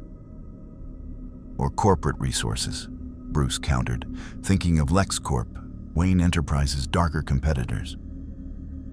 If someone had 17 years and access to salvaged Borg ships... Impossible, Worf interrupted. No corporation operates in Federation space with that level of autonomy, and the Romulans would never tolerate such operations in their territory. Then maybe it's not a corporation, Janeway said quietly. Maybe it's Section 31. The room went cold. Section 31 is a myth, Picard said, but his tone lacked conviction. Captain, with respect, we both know that's not true. Janeway met his eyes. I've encountered them, once, indirectly. They approached one of my officers about recruiting him. They have resources, autonomy, and absolutely no oversight. If anyone in the Federation could build something like this, it's them. But why? Crusher demanded. What purpose does a network of displacement technology serve? Bruce had been thinking about that. Control. With this technology, you could move fleets instantly across the galaxy, bypass enemy defenses, strike anywhere, anytime, with no warning. Or, he paused, considering the implications. You could use it as a weapon. Generate a displacement wave targeting enemy vessels, pull them into stars, black holes, empty space. It's the ultimate tactical advantage. Or the ultimate terrorist weapon, the Romulan commander added. Imagine displacing populated planets. Billions of lives moved against their will, lost in space or deposited in hostile environments. The room fell silent as the full scope of the threat crystallized. Picard stood. If Section 31 is responsible, we need evidence. Speculation isn't enough to accuse a shadow organization of building doomsday weapons. Captain Janeway, do you have any proof of their involvement? No direct proof, but 3 days ago, right after Voyager returned, a Section 31 operative contacted me. She wanted to know what we'd learned about the network. Not if we'd learned anything. What we'd learned. Like she already knew it existed. What did you tell her? Worf asked. That we were investigating and would report through proper channels. She said that would be unfortunate and disconnected. Janeway's jaw tightened. 6 hours later, my science officer was attacked in his quarters. The attacker knew exactly where our research data was stored and tried to delete it. We stopped him, but he killed himself before we could interrogate him. Cyanide capsule embedded in a tooth. Professional. Bruce recognized the tradecraft. Section 31 doesn't want this information public, which means we're on the right track. Or we're being paranoid, Picard said, though he looked troubled. There are other explanations. The attacker could have been Obsidian Order, Cardassian Intelligence, or Tal Shiar. He glanced at the Romulan commander. Your intelligence service would certainly be interested in Federation technology capable of moving ships across the galaxy. The commander smiled coldly. Of course we would, but we didn't need to build it. We merely needed to wait for you to do so, then steal it. Much more efficient. She's got a point, Bruce said. Romulans are patient. They play the long game. Building something this elaborate isn't their style when espionage works better. How would you know our style? The commander demanded. I've dealt with your psychological profile before, Bruce said. Different universe, same patterns. You value subtlety, misdirection, long-term planning. This network is too visible once activated, too risky. A Romulan operation would have better operational security. She studied him with new interest. You've encountered Romulans in your universe? Analogs, species that evolved parallel to yours, different names, but similar cultural development. Secretive, proud, technologically advanced, but culturally conservative. Fascinating? Data interjected. The multiverse theory suggests that certain evolutionary and cultural patterns may be universal constants. If Mr. Wayne's universe developed species analogous to ours, later Data, Picard said firmly. Right now, we need to focus on this threat. Captain Janeway, what's Voyager's status? Fully operational. Crew is exhausted but ready. And we have something you don't. Experience with the Delta Quadrant. If this technology came from there originally, we might recognize design elements. Then I'm suggesting a joint operation, Picard said. Both ships investigate the planetoid, pool our resources and expertise. If Section 31 is involved, they're less likely to directly interfere with 2 Federation starships working together. And if they do interfere, Janeway said grimly, we'll have proof of their involvement. Bruce stepped forward. I'm going to the surface. Every head turned. Mr. Wayne, you're not equipped for this kind of operation, Picard said. I'm equipped for exactly this kind of operation. Urban infiltration, hostile territory reconnaissance, evidence gathering in contaminated environments. Bruce met Picard's gaze steadily. You need someone who can move through tight spaces, analyze security systems, and think like someone hiding something. That's what I do. He's right, Janeway said, surprising everyone. We'll need a small team, specialists. If that facility is booby-trapped, and it will be, we need people who can improvise. Worf stepped forward. I volunteer. Security is my responsibility. As does tactical analysis, Data added. My positronic brain can process the network architecture faster than standard tricorders. And you'll need medical support if anything goes wrong, Crusher said. I'm coming too. Picard looked between them. Very well, but I'm leading this away team personally. Captain, with respect, that's a terrible idea, Bruce said bluntly. The room went quiet. The Borg assimilated you, Bruce continued, ignoring the shocked expressions. They have your neural patterns, your memories, your command codes. If this facility has any connection to the collective, even dormant connection, they could use you as a backdoor. You're a security risk. Picard's expression was carved from ice. Mr. Wayne, you overstep. I'm being practical. You want me to cooperate with your framework? Fine. In your framework, the captain doesn't beam into obvious traps. You stay on the Enterprise, coordinate from here, and let your people do their jobs. Bruce turned to Janeway. Same goes for you. Voyager just got home. Your crew needs their captain alive, not assimilated or displaced to the other side of the galaxy again. Janeway looked like she wanted to argue, but after a moment she nodded. He's right. I hate it, but he's right. Chakotay can lead Voyager's team. And I will lead the Enterprise team, Worf said firmly. Lieutenant Commander Data will provide technical analysis. Dr. Crusher will maintain medical readiness. And Mr. Wayne, he looked at Bruce with something that might have been grudging respect. You will provide tactical insight. What about me? The Romulan commander stood. I have as much stake in this as any of you. You're a prisoner, Worf said. I'm a witness to an attack on a Romulan vessel using weapons of unknown origin. My government will demand a full accounting. You can include me in this investigation and gain potential Romulan cooperation, or you can exclude me and guarantee my empire views this as a hostile Federation conspiracy. Political leverage. Bruce understood immediately. She was right. Including her complicated things, but excluding her made everything worse. Picard exchanged a look with Janeway, some unspoken communication between captains. Finally, he nodded. You'll accompany the away team under guard.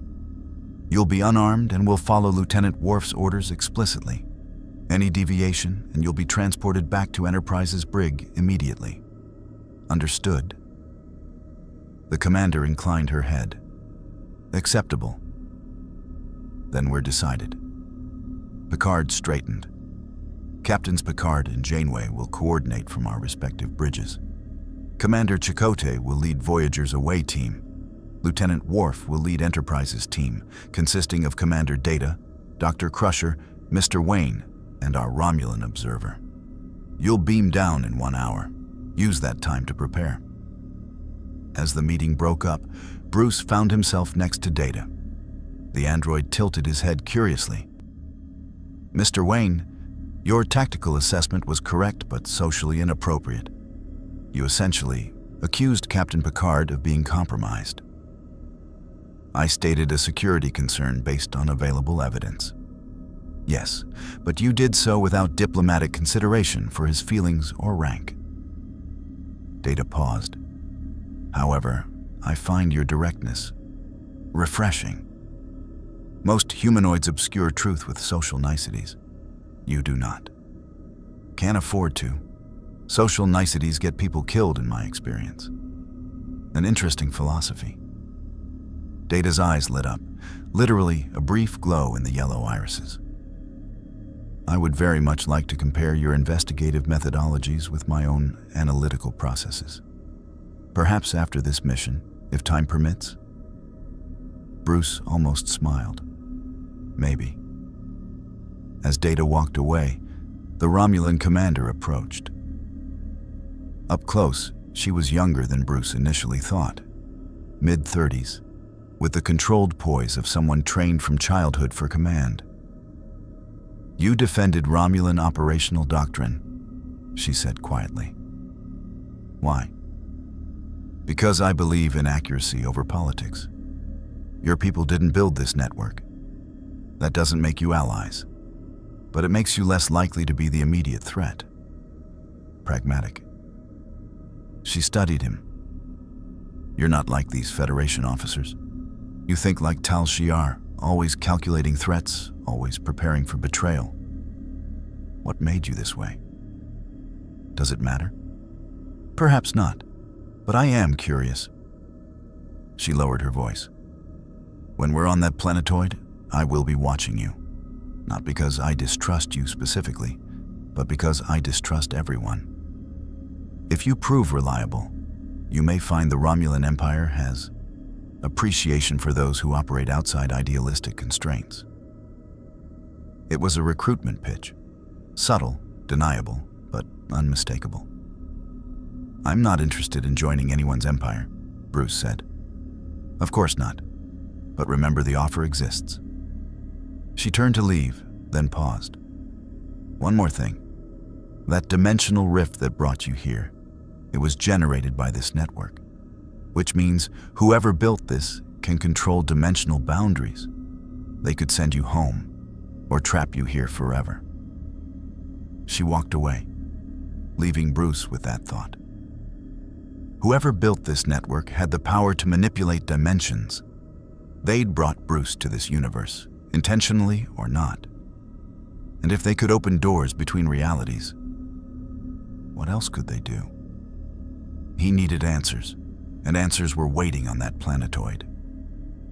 Bruce headed for the armory. 1 hour to prepare. In Gotham, that would be barely enough time. Here, surrounded by technology centuries beyond his own, working with people he'd just met, preparing to infiltrate a facility built with Borg technology. 1 hour might not be nearly enough. But Batman had worked with less. The planetoid's surface was a frozen wasteland. Temperatures hovered at minus 200 degrees Celsius. No atmosphere, no magnetic field, just ancient ice and rock under a sky filled with distant stars. 6 figures materialized in a transporter shimmer. Worf and 2 Voyager security officers in full combat EVA suits, phasers and tricorders mag-locked to their belts. Data in standard issue gear, his android body requiring no life support but wearing it anyway for equipment purposes. Dr. Crusher with a medical kit that could perform surgery in vacuum. The Romulan commander in borrowed Federation EVA gear, conspicuously unarmed but radiating coiled readiness. And Batman, his suit's environmental seals holding against the void, Cowl's sensors painting the landscape in tactical overlay. Away teams, this is Enterprise. Picard's voice came over the comm. We're reading you clearly. Proceed with caution. The structure jutted from the ice like a broken bone, jagged metal spires that caught starlight and reflected it in strange patterns. Borg geometric precision merged with flowing curves that seemed almost organic. The architecture was unsettling, like seeing 2 incompatible design philosophies forced together. Tricorder readings confirm Borg materials, Data reported, scanning as they walked. However, there are significant deviations from standard collective construction. The organic elements appear to be genetic engineering, biotech components integrated with Borg nanoprobe technology. Someone's been experimenting, Bruce said. His Cowl sensors were picking up energy signatures deeper in the structure. Power core is active. Minimal output, but it's online. Could be automated systems, one of Voyager's security officers suggested. Keeping the facility in standby mode. Or someone's home, Bruce countered. They approached an entrance, a triangular opening that pulsed with faint green light. Borg aesthetic. The passage descended into darkness, geometric patterns covering the walls like circuit boards made flesh. Worf took point, rifle raised. Bruce fell in beside him, moving with the practiced silence of someone accustomed to urban infiltration. The Romulan commander stayed close to Data, her eyes tracking everything with military precision. The corridor branched. Data consulted his tricorder. Power signatures indicate the primary control center is located 300 meters ahead. However, there are secondary access routes that may provide... An energy surge cut him off. The walls lit up with green circuitry, Borg technology coming online like a waking predator. Deep within the structure, something mechanical groaned. "Enterprise, we have activity," Worf reported. "The facility is responding to our presence." "Acknowledged." Picard's voice held tension. "We're detecting power spikes throughout the planetoid. Whatever you did, it's waking up."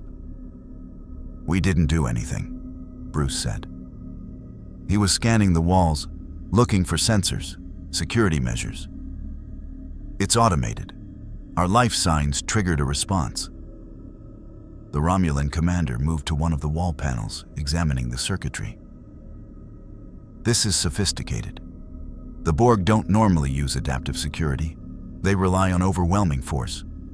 But this system is learning our positions, calculating optimal responses." "How do you know?" Crusher asked. "Because I helped design similar systems for Romulan installations." The commander's fingers traced patterns in the circuitry. "Whoever built this studied multiple intelligence agencies. Borg efficiency, Romulan subtlety, perhaps even Cardassian redundancy protocols. This isn't just a research station. It's a laboratory for developing hybrid security systems." Bruce filed that away. Hybrid systems meant hybrid thinking, someone who studied multiple cultures and took the best from each. That required resources, time, and access to restricted technology from multiple governments. Section 31 fit the profile perfectly. They continued deeper. The corridor opened into a chamber that took Bruce's breath away. A vast, spherical space. Walls covered in displays showing star systems, energy signatures, mathematical equations that scrolled endlessly. At the center, a column of light pulsed with rhythmic precision, data flowing through it like blood through veins. "It's a database," Data said, wonder in his synthesized voice. "A comprehensive archive of dimensional physics, transporter technology, Borg assimilation protocols, and something else. Something I've never seen before." He approached a console, fingers moving across the interface with android speed. The displays shifted, responding to his queries. "Captain, I'm accessing the facility's core files," Data reported. "The network consists of 23 sites distributed across 4 quadrants. Each site functions as both a transporter amplifier and a dimensional anchor. When activated simultaneously, they create a field that can manipulate space-time on a galactic scale." "For what purpose?" Janeway's voice cut in from Voyager. "Multiple applications, instantaneous fleet deployment, planetary relocation, and..." Data paused, his expression approaching concern. "Dimensional warfare. The network can create controlled rifts between parallel universes, allowing selective transport of materials, personnel, or energy." Bruce felt cold understanding click into place. "They're building an invasion system, not for conquering this universe, for conquering others." "Elaborate," Picard demanded. "This network can punch holes between dimensions. You find a parallel universe with resources you want, technology you need, or threats you want to eliminate. You open a rift, send through forces, take what you want, and close the door. The invaded universe has no warning, no defense, no way to retaliate." Bruce's voice was hard. "It's the ultimate conquest weapon." "That's insane," Crusher whispered. "The ethical implications alone." "Ethics don't matter when you have overwhelming tactical advantage," the Romulan commander said. She was studying a different display, her expression calculating. "With this technology, a single empire could dominate the multiverse. Every reality becomes a potential resource extraction site or dumping ground for unwanted elements." "Or a prison," Bruce added. He was thinking about his own displacement. You could exile entire populations to hostile universes. Political dissidents, enemy combatants, anyone who threatens your power structure. Just open a door and push them through. Worf's grip tightened on his rifle. Who would create such an abomination? Someone who believes the ends justify the means, Bruce said. He moved to another console, examining its data. Someone who's seen threats big enough to justify any response. Someone who... The display changed. A new file opened, unsecured, almost like it wanted to be found. Bruce's blood went cold. The file contained dimensional coordinates, thousands of them, each one marked with a designation: Omega level threat, containment breach probable, preemptive neutralization authorized. He opened one at random. The file showed a parallel Earth, his Earth, or one very much like it. Gotham City's skyline was unmistakable, but the threat assessment was what made his jaw clench. Reality designation, Universe 47, Delta, primary threat. Unrestricted metahuman proliferation, secondary threat. Widespread dimensional instability, tertiary threat. Multiple Omega-level entities. Darkside, Trigon, Anti-Monitor. Assessment, high probability of dimensional contamination.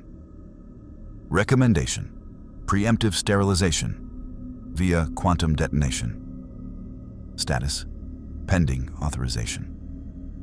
They're planning genocide, Bruce said quietly. Multiversal genocide. They've identified universes they consider threats, and they're preparing to destroy them. Data had found another console. Mr. Wayne is correct.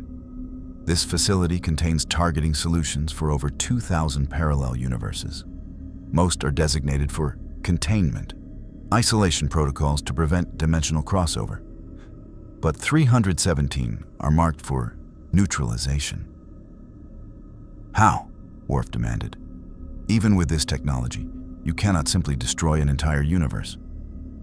You can, if you understand quantum mechanics well enough. Data's fingers moved faster. The network isn't just a transportation system. It's a weapon. By creating synchronized dimensional rifts at precise coordinates, the network can destabilize a universe's fundamental quantum structure. The universe would collapse into itself, not explosively, but gradually. Stars would fail, physics would break down. Within approximately 100 years, all life would cease.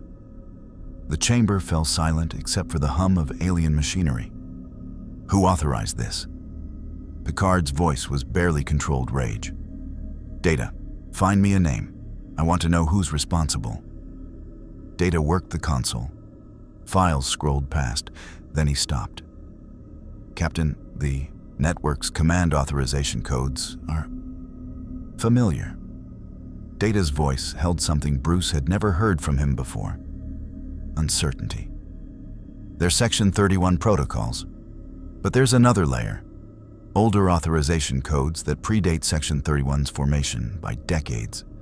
Codes that, according to Federation records, no longer exist. What codes? Janeway demanded. The codes belong to the organization that founded Section 31, the group that created it as a defensive measure during the Federation's early days. Data looked up from the console.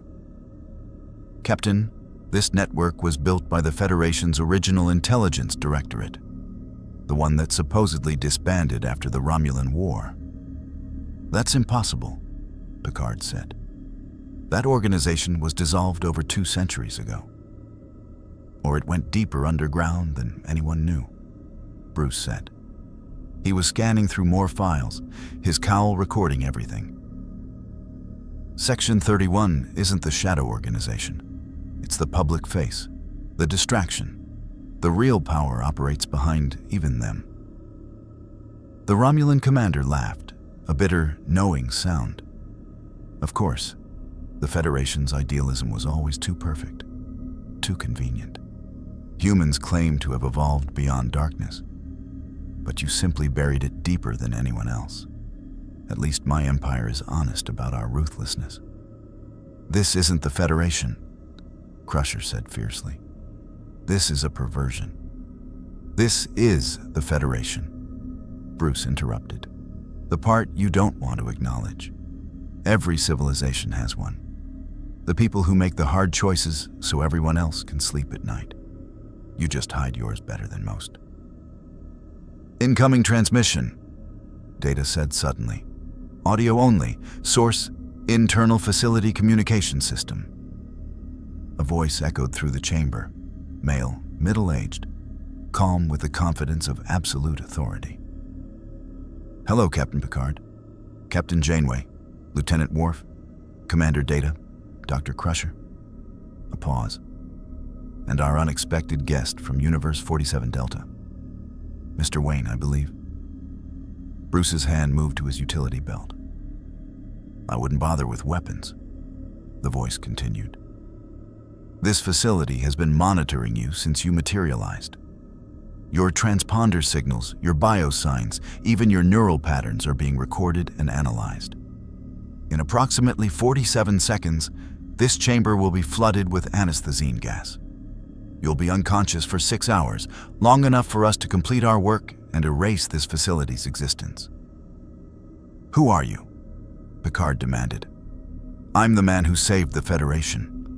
Multiple times. From threats you never knew existed because I eliminated them before they could manifest." The voice held no malice, just professional detachment. "The Borg invasion at Wolf 359? We knew it was coming 18 months in advance. We couldn't stop it, but we prepared. The Dominion War? We've been running tactical simulations for 5 years. Every threat, every crisis, every potential extinction event. We see them coming and we respond. By committing genocide on a multiversal scale?" Janeway's voice was shaking with fury. "By protecting our reality from contamination. Mr. Wayne's universe is infected with entities that can destroy entire dimensions. Darkseid, Trigon, the Anti-Monitor. If they discover dimensional travel, and they will, because entropy always finds a way, they'll spread like a virus. We're implementing quarantine protocols." "You're murdering trillions of innocent people," Crusher said. "I'm saving quadrillions of innocent people in our universe and every reality we can protect." The voice remained calm. "This isn't cruelty, it's mathematics. The needs of the many outweigh the needs of the few." Bruce's cowl detected the gas. Invisible, odorless, already seeping through ventilation systems. His suit's filters could handle it for maybe 90 seconds. Everyone else had less time. "Data, can you shut down the ventilation?" Worf demanded. "Negative. The controls are locked behind encryption I cannot break in the available time frame." The gas was spreading. Bruce could see the Voyager security officers starting to sway. Crusher stumbled, caught herself against a console. "Why are you telling us this?" Picard asked, stalling. "Why not just gas us immediately?" "Professional courtesy, Captain. You've earned that much. And because I want you to understand, what we're doing is necessary. The multiverse is infinite, but our resources are not. We choose to protect our own reality first. That's not villainy, it's survival." Bruce's vision was starting to blur. The suit's filters were failing. He had maybe 30 seconds of consciousness left. He pulled a small device from his utility belt, a focused EMP charge, designed to disable electronics in a 3-meter radius. Not enough to destroy the facility, but enough to disrupt the gas distribution system locally. "Mr. Wayne, I see you have a countermeasure," the voice said, amused. "Impressive, but it won't save you. This facility has redundant systems. Even if you escape this chamber, you're 300 meters underground on an airless planetoid. Where will you go?" Bruce triggered the EMP. The lights died. Emergency systems kicked in, bathing everything in red. The gas flow stuttered, stopped. Clever, the voice acknowledged, but ultimately futile.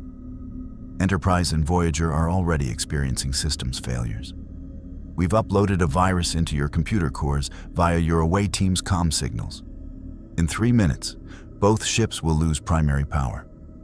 In 5, life support will fail. Your crews will suffocate while you're trapped here, helpless. You're bluffing, Worf said, but his voice held doubt. Enterprise to away team. Picard's voice cut through, tight with strain. We're experiencing cascading systems failures. Computer core is corrupted. Engineering reports primary power is failing. We need to beam you back now, but transporters are. Static consumed the channel. Bruce looked at Data. The android was working frantically at a console, trying to establish some kind of control. Captain Picard is correct, Data reported. I'm detecting massive systems failures aboard both vessels. The virus is sophisticated. It's targeting isolinear processors specifically. Federation computer architecture cannot resist it. Because we designed it 2 centuries ago, the voice said. We know every weakness, every exploit, every backdoor. Your ships are dying, and there's nothing you can do. The Romulan commander moved beside Bruce. Her voice was low, urgent. Your suit. Its systems are isolated from Federation networks, yes? Yes. Then it's not infected. Can it interface with these consoles? Bruce looked at the Borg hybrid technology. His gauntlets carried adaptive interfaces, designed to hack everything from LexCorp security to apocalyptian technology. But this was 24th century engineering merged with Borg efficiency and God knew what else. Maybe, he said. Then do it. The commander's eyes were fierce. Because if those ships die, my empire will interpret it as an act of war. The Federation will retaliate, and we'll have a conflict that kills billions while whoever's behind this watches and calculates his next move. She was right. This wasn't just about the away team anymore. This was about preventing a war that would destabilize the entire quadrant. Batman moved to the central console, gauntlets interfacing with the alien technology. Last chance to surrender, Mr. Wayne, the voice said. I could offer you a place in our organization. Your skills are remarkable. Your tactical mind is exactly what we need. Join us and we'll send you home. Refuse and you'll die here with the rest of them. Bruce's fingers worked across the interface, his cowl's AI translating Borg code in real time. I've heard that speech before, Bruce said. Every tyrant offers the same deal. Join us or die. Save yourself and betray everyone else. And what do you always say? Bruce found the access port. His gauntlet jack slid into the alien technology, and suddenly he was inside the system. Code flowed around him. Borg efficiency, Section 31 ruthlessness, and underneath it all, something older. Something that remembered when humanity first reached for the stars and decided that survival meant being willing to do anything. I say no, Bruce said, and he started to fight back. The digital landscape was alien and familiar all at once. Bruce had hacked everything from Wayne Tech systems to apocalyptian mother boxes. But this was different. The code was layered. Borg precision, wrapped around Federation elegance, wrapped around something ancient and ruthless. His cowl's AI translated in real time, but Bruce's mind was faster. He'd spent 20 years learning to think like his enemies, predict their moves, exploit their assumptions. Whoever built this system was brilliant, but they'd made one critical mistake. They'd gotten arrogant. What are you doing? Data asked, monitoring Bruce's progress on a secondary display. Looking for the virus's source code, Bruce said, his fingers flying across the interface. Every program has an origin point, a place where it starts before it spreads. If I can find it, You can create a counter-virus, Data finished. But Mr. Wayne, that would require understanding Federation computer architecture, Borg nanoprobe communication protocols, and ESA linear data processing simultaneously. Then it's good I'm a fast learner. The system fought him. Firewalls activated. Trace programs tried to lock onto his intrusion. Automated defenses attempted to sever his connection.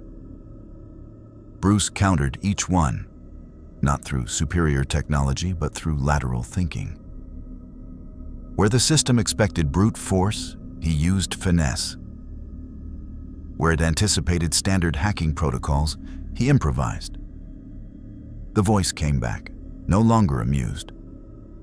You're wasting time. The virus has already propagated through 97% of both ships' systems. In 2 minutes, life support fails. Nothing you do here will stop that. He's correct, Data said grimly. The virus is too distributed.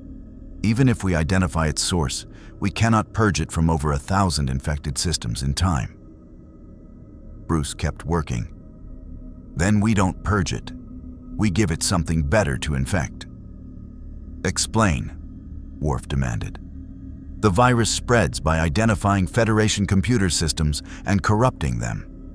It's designed to target isolinear processors specifically. Bruce found what he was looking for. The virus's recognition algorithm, the code that let it identify valid targets. But what if we convince it there's a bigger, more important system to infect? Data's eyes widened, an almost human expression of realization. This facility. The virus would prioritize the network's central processor over individual ship systems. Exactly. Bruce was already modifying the code, changing parameters, rewriting recognition protocols. We make this facility look like the ultimate prize. Every ship, every database, every critical system all located right here. The virus will abandon the Enterprise and Voyager to attack what it thinks is a more valuable target. But this facility's systems would be destroyed, Data said. And we'd lose all the data. Janeway's voice crackled over the restored comm channel. Everything about the network, the dimensional rifts, the threat assessments, gone. Your choice, Bruce said flatly. Save the data and let your crews suffocate, or destroy the evidence and live to investigate another day. Silence on the channel. Then Picard's voice, strained but decisive. Do it. Bruce triggered the modified code. The virus hesitated. Bruce could almost feel it thinking, processing, calculating. Then it turned, abandoning its assault on the ships, surging toward the facility's core systems like a predator spotting easier prey. The chamber's displays flickered. Red warning lights erupted across every console. Enterprise system stabilizing, Picard reported. Life support returning to normal. Mr. Wayne, it's working. Voyager confirms, Janeway added. Primary power restored. Whatever you did, you bought us time. Not much time, Data warned. The virus will consume this facility's processor core in approximately 90 seconds. When it does, the facility will initiate self-destruct protocols. Then we evacuate now, Worf ordered. Away team, prepare for emergency transport.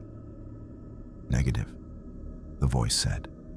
And this time there was anger beneath the professional calm. You've cost us 17 years of work, destroyed a network we can't rebuild. But you won't leave here with any information. I'm activating the facility's containment fields. Transporters can't lock on. You're trapped. Data confirmed it. He's correct. High energy fields are blocking transporter signals.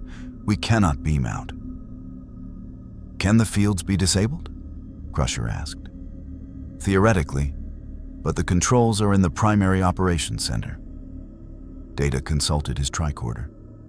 200 meters deeper in the facility, we would have to... An explosion rocked the chamber. Part of the ceiling collapsed, ice and metal raining down. Emergency bulkheads started descending, sealing off exits. The self-destruct has been accelerated, Data reported. We now have approximately 3 minutes before catastrophic structural failure. Bruce was already moving. Data, can you access a facility schematic? Find us the fastest route to operations? Data's fingers flew across his tricorder. Yes, but Mr. Wayne, even at maximum speed, we cannot reach operations, disable the containment fields, and evacuate in 3 minutes. We can if we split up. Bruce pulled up the schematic on his cowl's display. Worf, take Crusher and the Voyager team. Get to the surface. Data and I will go to operations and shut down the fields. I'm coming with you, the Romulan commander said. No, Worf said. You're a prisoner under my protection. I cannot leave you. You can and you will. She moved beside Bruce, her expression brooking no argument. I'm trained in infiltration and combat engineering. You need me more than you need a security escort on the surface. Another explosion. The facility was tearing itself apart, systems cannibalizing themselves as the virus consumed everything. Worf looked between them, tactical calculation warring with duty. If she attempts to escape, I'll handle it, Bruce said. Go. Worf hesitated one more second, then nodded. Do not make me regret this, Commander. He gestured to his team. Move out. They ran for the exit as another bulkhead started descending. Worf slid under it at the last second. Crusher and the Voyager officers right behind him. Bruce, Data, and the Romulan commander went the opposite direction, deeper into the dying facility. The corridors were chaos. Lights flickered, structural supports groaned. Entire sections were collapsing as the self-destruct consumed critical systems. Data led them through a maze of passages, his android brain calculating optimal routes in real time. 2 minutes, Data announced. They reached operations, a smaller chamber lined with tactical displays showing the network's status across the galaxy.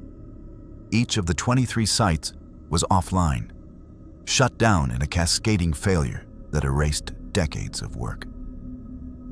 The Romulan commander moved to a console, her hands flying across controls with practiced expertise. The containment fields are hardwired into the primary power grid. To disable them, we need to overload the system manually. How? Bruce asked. By creating a feedback loop in the power distribution network. She pulled up schematics. But it requires simultaneous input at 3 different access points. We don't have enough people. Data was already moving. I can interface with 2 points simultaneously using my positronic processors, but the third requires manual operation. I'll do it, Bruce said. The timing must be precise, Data warned. 3.7 seconds early or late, and the feedback loop will fail to generate sufficient overload. Then don't be early or late, Bruce said. They positioned themselves. Bruce at one console, Data interfacing with 2 others simultaneously. The Romulan commander monitored the power grid, counting down. 90 seconds to structural collapse, she said. Initiating overload sequence. On my mark.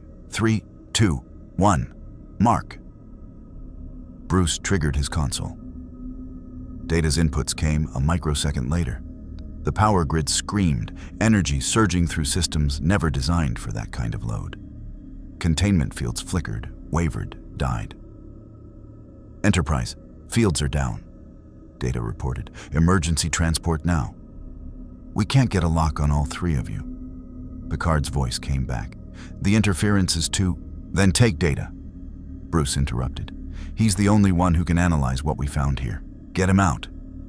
Mr. Wayne, do it. The transporter took Data. His last expression was something that might have been concern. Bruce and the Romulan commander looked at each other. Well, she said calmly, this is unfortunate. 60 seconds, Bruce said, checking his cowl sensors. Do you have an escape plan? Working on it. He was scanning the chamber, looking for options. The facility was built into the planetoid's crust, 300 meters of rock and ice, between them and the surface. No way to dig through in time. The transporter was blocked by residual interference from the overloaded power grid. But there was another option. Risky, maybe suicidal, but possible. The facility has emergency escape pods, Bruce said, pulling up schematics. Old design, pre-Federation. They're hardened against interference. Escape pods built by the same organization that just tried to kill us? The commander raised an eyebrow. You trust their safety equipment? I trust that they'd want a way out if their own facility turned against them. Bruce found the pod bay on the schematic. 40 meters. Can you run in that suit? Can you? They ran. The corridors were collapsing around them. Bruce's suit sensors painted a three-dimensional map of structural failures, predicting collapses before they happened. He guided them through the maze, the Romulan commander keeping pace with military precision. 30 seconds, Bruce said. The pod bay was intact. 6 small vessels designed for single occupancy, each one capable of surviving planetary re-entry. Bruce activated one, its systems coming online with remarkable speed. Get in, he ordered. The commander didn't move. There are 2 pods. Why would we share one? Because I'm not letting a potential intelligence asset out of my sight. She smiled. Sharp, dangerous. How pragmatic. Very well.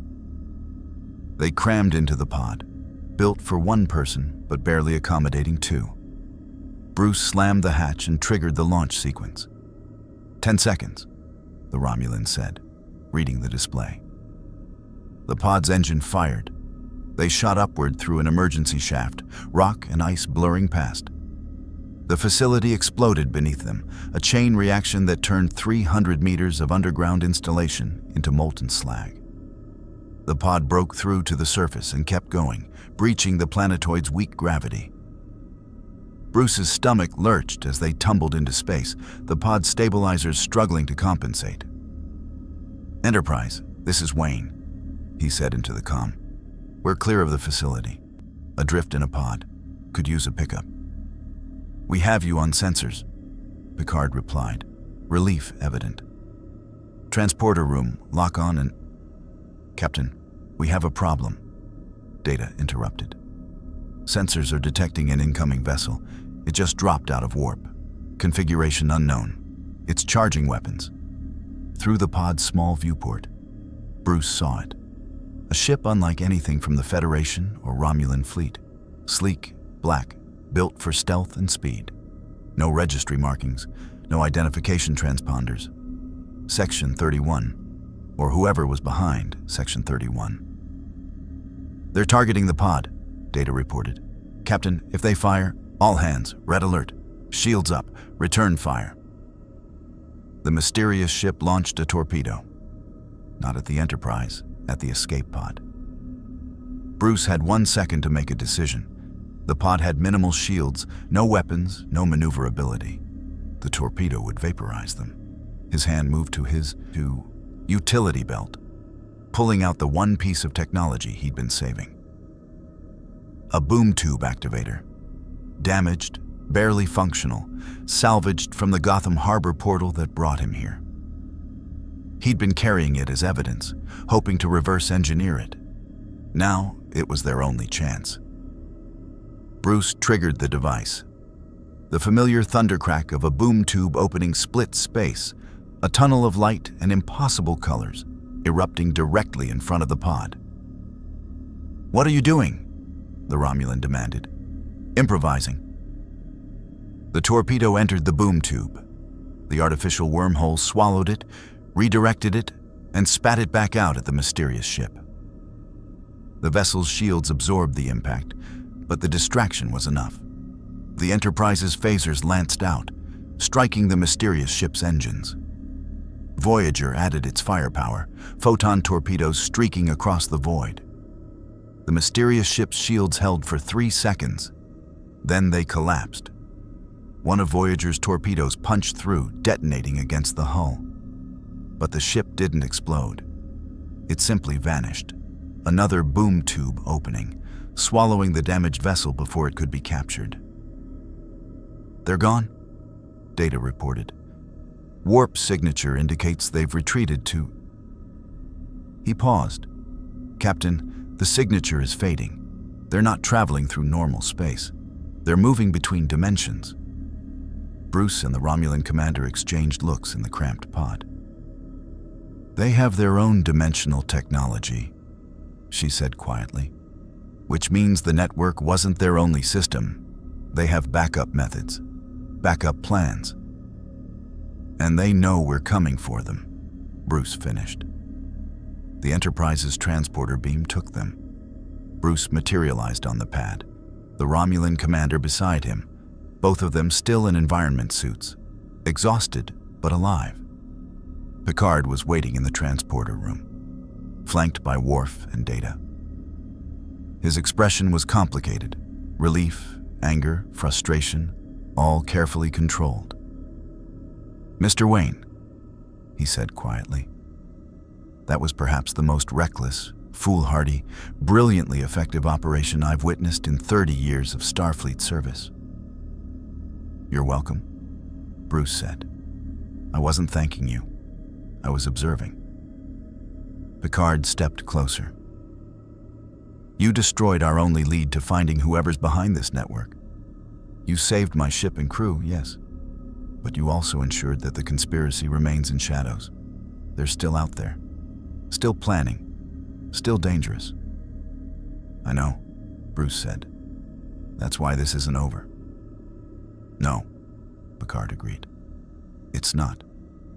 But the next phase of this investigation will be conducted through proper Starfleet channels, with oversight, with accountability, not by a vigilante who makes unilateral decisions that affect billions."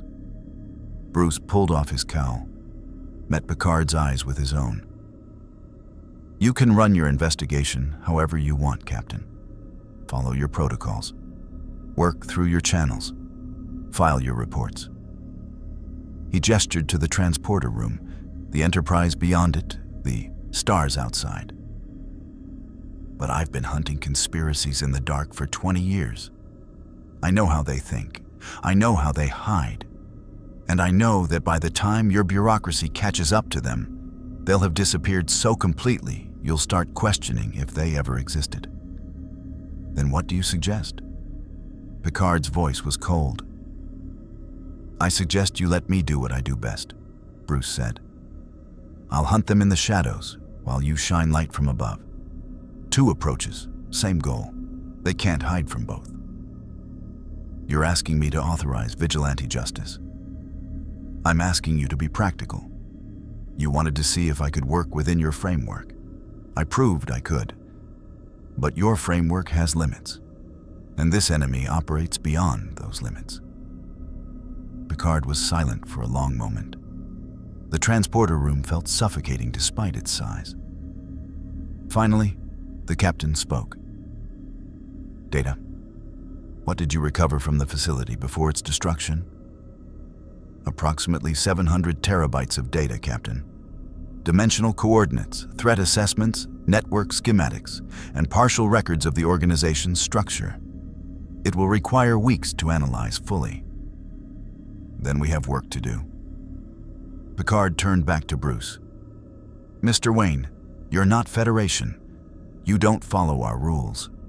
And everything in me says I should confine you to quarters until we can return you to your own universe."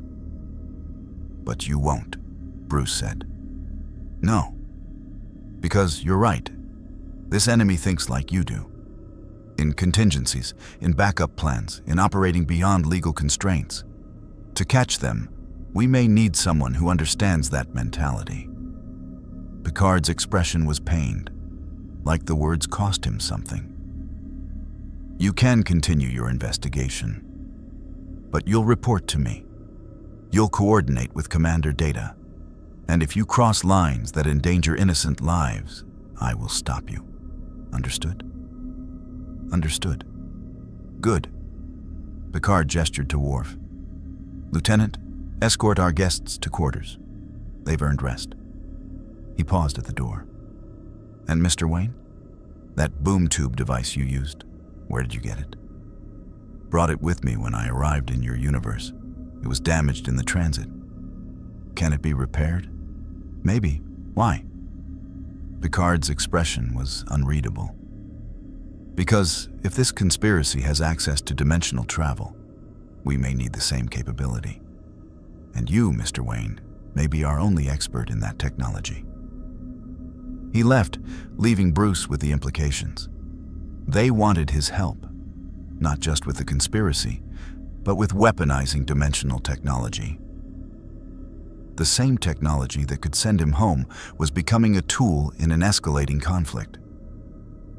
Bruce had faced this dilemma before. Every new gadget in his utility belt, every upgrade to the Batmobile, every piece of Wayne Enterprise's technology he repurposed for his war on crime. All of it was a double-edged sword. Tools that could protect could also destroy. The Romulan commander spoke quietly beside him. "You've made an enemy of the most dangerous organization in this quadrant, possibly in this galaxy. They will hunt you, study you, find your weaknesses and exploit them." "Good," Bruce said. "Let them come." She smiled. "You're either brilliantly courageous or monumentally stupid. I haven't decided which."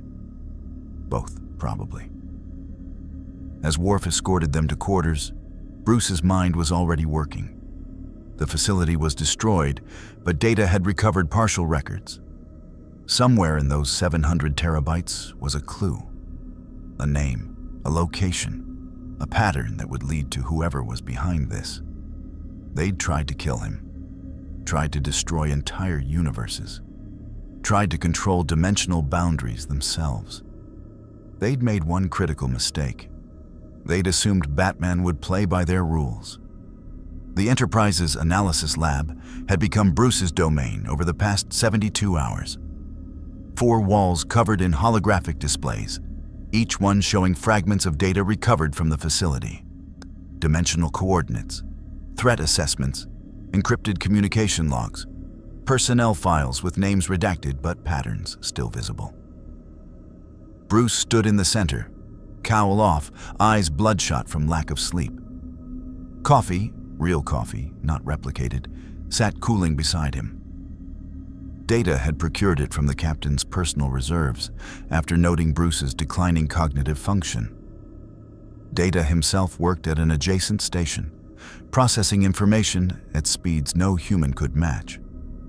But even android efficiency had limits when dealing with deliberately corrupted data. "I have identified 17 potential candidates within Starfleet Command who possess the clearance and technical expertise required to authorize this network's construction," Data reported. However, all 17 have alibis documented through official records. Either they are innocent, or the records have been falsified. "Falsified," Bruce said without hesitation. "These people have had 200 years to cover their tracks. Official records mean nothing." "Then how do we identify the guilty parties?" "We look for what they can't fake." Bruce pulled up a display showing resource allocation over the past 2 decades. Building this network required massive amounts of materials: dilithium crystals for power generation, duranium alloys for structural components, Borg technology salvaged from crash sites. Somebody had to acquire all of this without triggering supply chain audits. "Starfleet maintains strict inventory controls," Data said. "Any requisition of strategic materials is documented and reviewed." Which means they didn't use official channels. Bruce highlighted anomalies in the resource data. "Look at this. Minor fluctuations in Federation supply depots over 17 years. Nothing large enough to trigger alerts individually. But cumulatively." He ran the calculation. "Enough raw materials to build 23 network sites plus the ships we saw." Data's eyes widened fractionally. "Death by 1,000 cuts. They spread the theft across hundreds of installations, each loss small enough to be attributed to accounting errors or waste. Exactly. Now cross-reference these thefts with personnel who had access to those specific depots during those specific time frames. Data's fingers flew across the console. Processing. This will take approximately 4 minutes. Bruce turned to another display. The threat assessments for parallel universes. His universe was listed. Universe 47 Delta. The file detailed metahuman populations, interdimensional entities, reality-warping individuals. The assessment was clinical, thorough, and utterly terrifying in its implications. They'd cataloged every major threat in his world. Superman, Wonder Woman, The Flash, Green Lantern Corps, Darkseid, Trigon, the Anti-Monitor. Each one analyzed for their potential to discover dimensional travel and spread to other realities. Recommendation: preemptive sterilization via quantum detonation. Bruce's jaw tightened. They wanted to murder his entire universe. Everyone he'd ever known. Alfred, Gordon, Dick, Barbara, Tim, Damian, Clark, Diana, the Justice League, Gotham, Metropolis, Earth itself. All of it erased because someone decided the risk was too high. Mr. Wayne? Data's voice pulled him back. Your heart rate has elevated significantly. Are you experiencing distress? I'm fine. That is demonstrably false. Your biosigns indicate acute stress consistent with... I said I'm fine, Data. Bruce forced his breathing to steady. Did the cross-reference produce results? Data hesitated, then turned back to his console. Yes. 347 Starfleet personnel had access to the relevant supply depots during the theft periods. However, when I narrow the parameters to individuals who accessed multiple sites across different time periods, the list reduces to 12 candidates.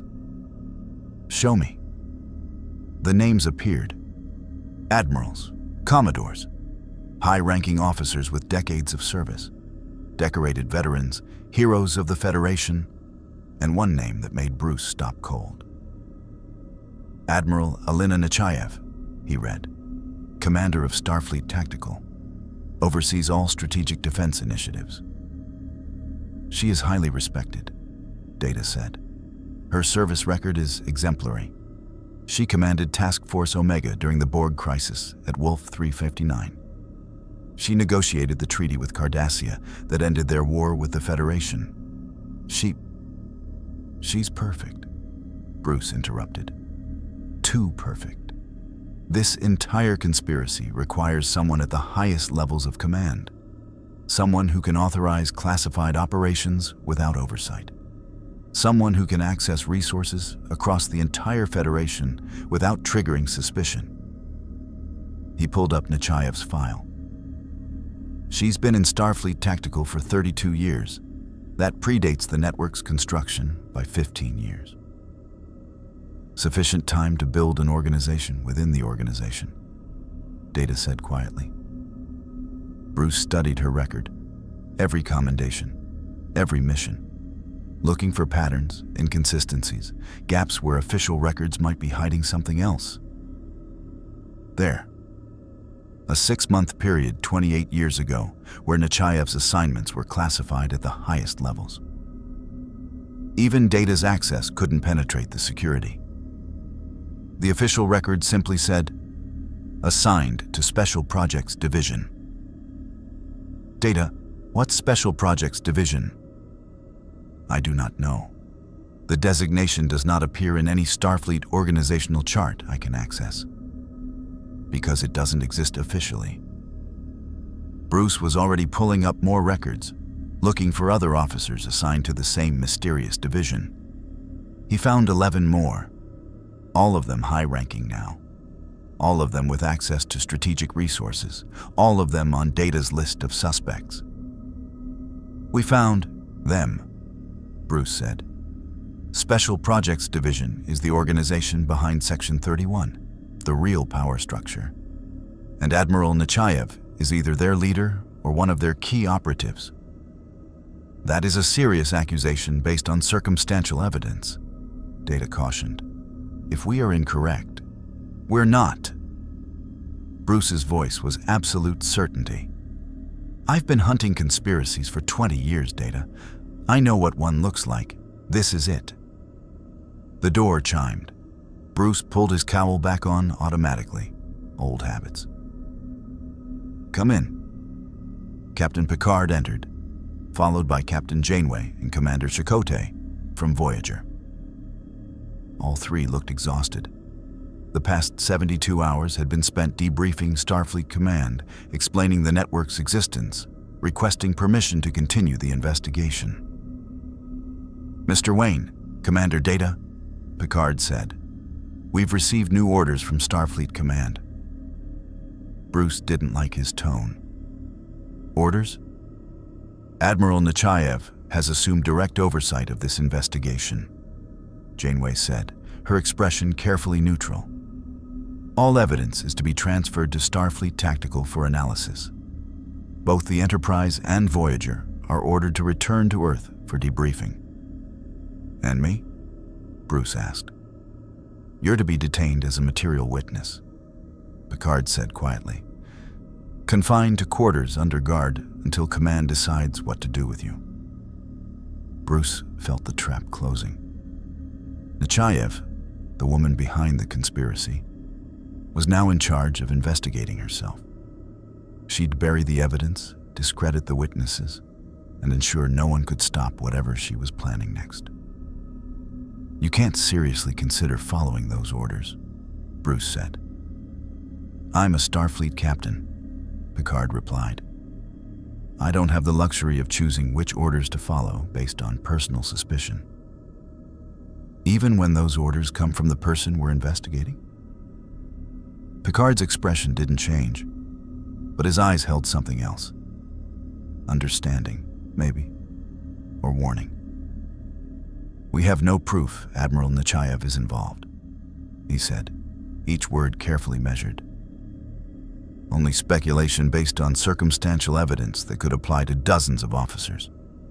Accusing an admiral of treason without concrete proof would end my career and accomplish nothing. So, you're going to do nothing? I'm going to follow orders, Picard said. And so will you. Security will escort you to quarters in 10 minutes. He turned to leave.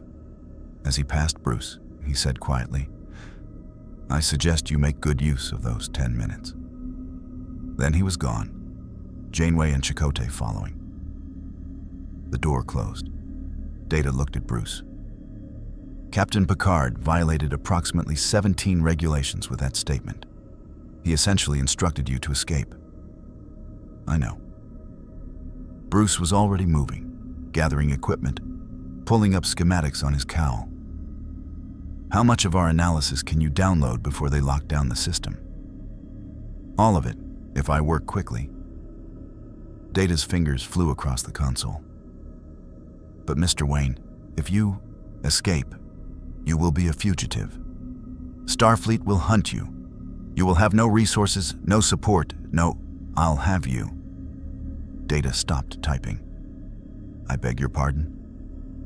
You're coming with me, Data. Picard knows it.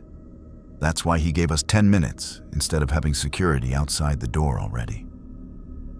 Bruce pulled up deck schematics. We have a narrow window before Nechayev's people realize what's happening. We need to get off this ship, get somewhere we can continue the investigation, and find proof that can't be ignored or buried. That would require me to desert my post, to betray my oath to Starfleet. It would require you to prioritize a greater duty over a lesser one. Bruce met his eyes. You're programmed to protect life, Data. That conspiracy wants to exterminate entire universes. Trillions of lives. If following orders means letting that happen, what good is your oath?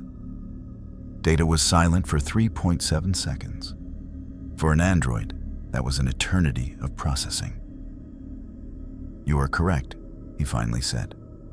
My primary ethical subroutine is preservation of sentient life that supersedes organizational loyalty. He resumed downloading data. I have never been a fugitive before. This should prove educational. Welcome to my world. The Romulan commander appeared in the doorway. She'd changed out of her borrowed Federation EVA suit into clothes someone had replicated for her, civilian attire that still managed to look military. I thought I might find you planning something inadvisable. How did you get past the guards? Bruce asked. There are no guards. Captain Picard's orders were quite specific about the 10-minute window. She stepped inside, the door closing behind her. I'm coming with you. No, Bruce said. Yes, you need a ship. You need someone who knows how to navigate Romulan space, which is where you'll have to hide once Starfleet starts hunting. And you need someone who understands intelligence operations at the highest levels.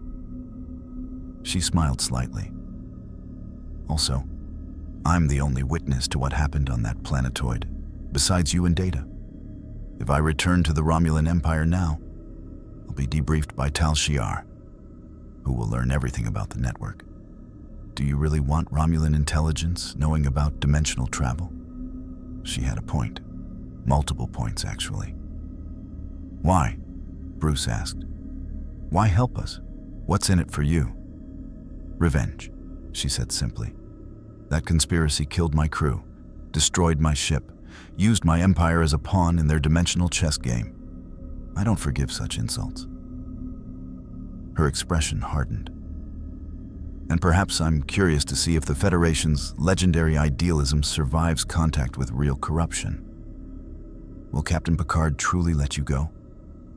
Or will he follow orders and doom both our civilizations to manipulation by shadows? We're about to find out, Bruce said. Data, are you done? Download complete. I've also taken the liberty of transferring the data to your suit's memory banks and creating several encrypted backup copies distributed across the Federation computer network. Even if Admiral Nechayev purges the official records, the evidence will persist. Good thinking. Now we need... The door opened. Worf stood in the entrance, batleth in hand, 2 security officers flanking him. Bruce's hand went to his utility belt. Wait, Worf said. He stepped inside, and the door closed behind him, leaving the security officers outside. I have been ordered to take you into custody. And? Bruce asked. And I find those orders problematic. Worf's expression was conflicted. Captain Picard is the most honorable man I know.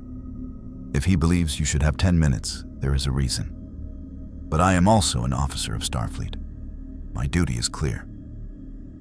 Your duty is to protect the Federation, the Romulan commander said.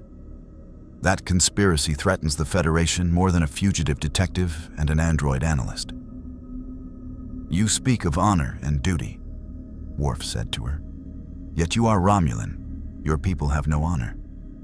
And your people do? She stepped closer to him, fearless despite his size. You wear that uniform, Lieutenant. You follow their orders. But you're not human. You never will be.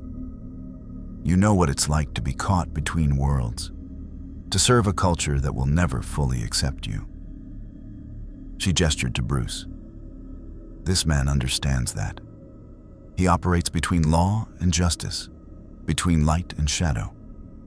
Perhaps you have more in common with him than with your precious Federation. Worf's grip tightened on his batleth. For a moment, Bruce thought he would attack. Then Worf lowered his weapon. You will take Shuttlecraft 7, he said quietly. It is undergoing routine maintenance in Shuttle Bay 3. The bay's sensors are offline for calibration. You will have approximately 11 minutes before anyone notices the shuttle is gone. 11 minutes? Bruce asked. I thought we had 10. You have spent 1 minute talking to me. Worf turned to the door. Go, before I remember my duty. They went. The corridors were clear. Picard's doing, Bruce realized. The captain had orchestrated this, given them a path out, maintained plausible deniability while enabling their escape. It was subtle, sophisticated manipulation that would have made Batman proud. Shuttle Bay 3 was empty, except for a single Type 6 shuttlecraft. Bruce, Data, and the Romulan commander boarded quickly. Data took the helm. His android reflexes made him the best pilot. "Do you know how to fly one of these?" Bruce asked the commander as the shuttle's systems came online. "I've flown Romulan warbirds. I think I can manage a Federation shuttle." She took the co-pilot position, familiarizing herself with the controls. The bay doors opened. Space beckoned beyond. "Shuttle 7 to Enterprise," Data said over the comm, requesting departure clearance. A pause, then Picard's voice, formal and official. "Clearance denied, Shuttle 7. You are ordered to remain docked pending security review." "Understood, Enterprise. Complying." Data launched the shuttle at full impulse. Alarms screamed across the Enterprise. Tactical displays lit up as the ship went to yellow alert. But no one fired. No tractor beams locked on. The Enterprise simply watched them go. "Thank you, Captain," Data said quietly. They were 1,000 kilometers from the Enterprise when Voyager appeared on sensors, positioned between them and any pursuit. Janeway's voice came over the comm. "Unknown shuttle. You are in violation of Starfleet regulations. Heave to immediately, or we will open fire." Bruce almost smiled. Another captain providing cover, giving them time. "Complying," Data said, but he increased speed instead. 2 minutes later, both starships were falling behind. The shuttlecraft couldn't outrun them indefinitely, but it didn't have to. Data plotted a course toward the Romulan neutral zone, the one place Starfleet couldn't openly pursue without triggering a diplomatic incident. "We have approximately 6 hours before Starfleet deploys pursuit vessels equipped with enhanced sensors," Data reported. "Where are we going?" Bruce pulled up the list of suspects, the 12 officers who'd accessed multiple supply depots, who'd all been assigned to the mysterious Special Projects Division. One name stood out: Captain Benjamin Maxwell, formerly of the USS Phoenix. Relieved of command 15 years ago for unauthorized attacks on Cardassian vessels. Officially retired to a civilian colony near the neutral zone. But according to the data they'd stolen, Maxwell had continued drawing a Starfleet salary for classified consultation services even after his retirement. "There," Bruce said, marking coordinates.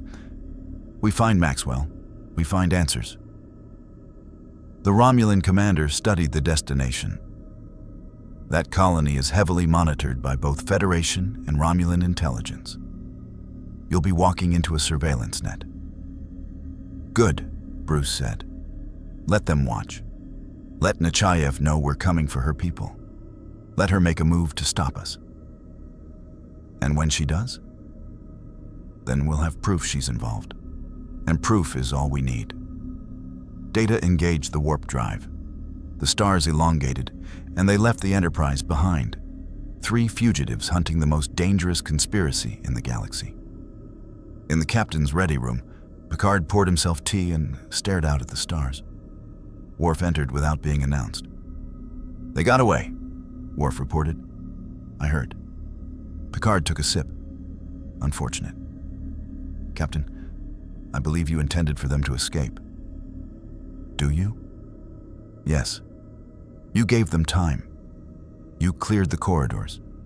You didn't pursue aggressively." Picard set down his cup. "Lieutenant, if Starfleet Command asks, you attempted to arrest them, but they escaped through superior tactics and familiarity with our security systems. Understood?" "Understood." Worf hesitated. "Sir, if they are correct about Admiral Nechayev, then we're in a war where traditional tactics don't apply. Picard turned from the viewport. Sometimes, Mr. Worf, the most honorable thing a Starfleet officer can do is look the other way, while someone else does what we cannot. That is not very Starfleet. No, Picard agreed. But Mr. Wayne taught me something. Sometimes, to preserve what the Federation stands for, we need people willing to operate beyond Federation rules. We need the shadow to protect the light. On the runaway shuttle, Bruce Wayne stared at the data streaming across his cowl's display. Admiral Nechayev, Special Projects Division, the network, the threat assessments, and somewhere in that data, the key to stopping them. He'd been pulled from his universe against his will, thrown into a future that claimed to have evolved beyond darkness. But darkness existed here too, hidden beneath idealism, buried under utopian rhetoric, operating in shadows the Federation refused to acknowledge. They'd made a mistake bringing Batman here, because now their shadows had teeth.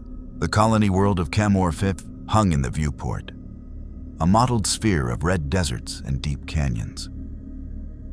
Former Starfleet Captain Benjamin Maxwell had supposedly retired here 15 years earlier, living a quiet life of agricultural research and low-profile consulting.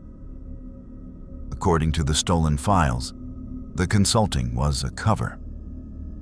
Maxwell was one of them, a member of Special Projects Division, a man who knew where the bodies were buried, and more importantly, why they'd been buried.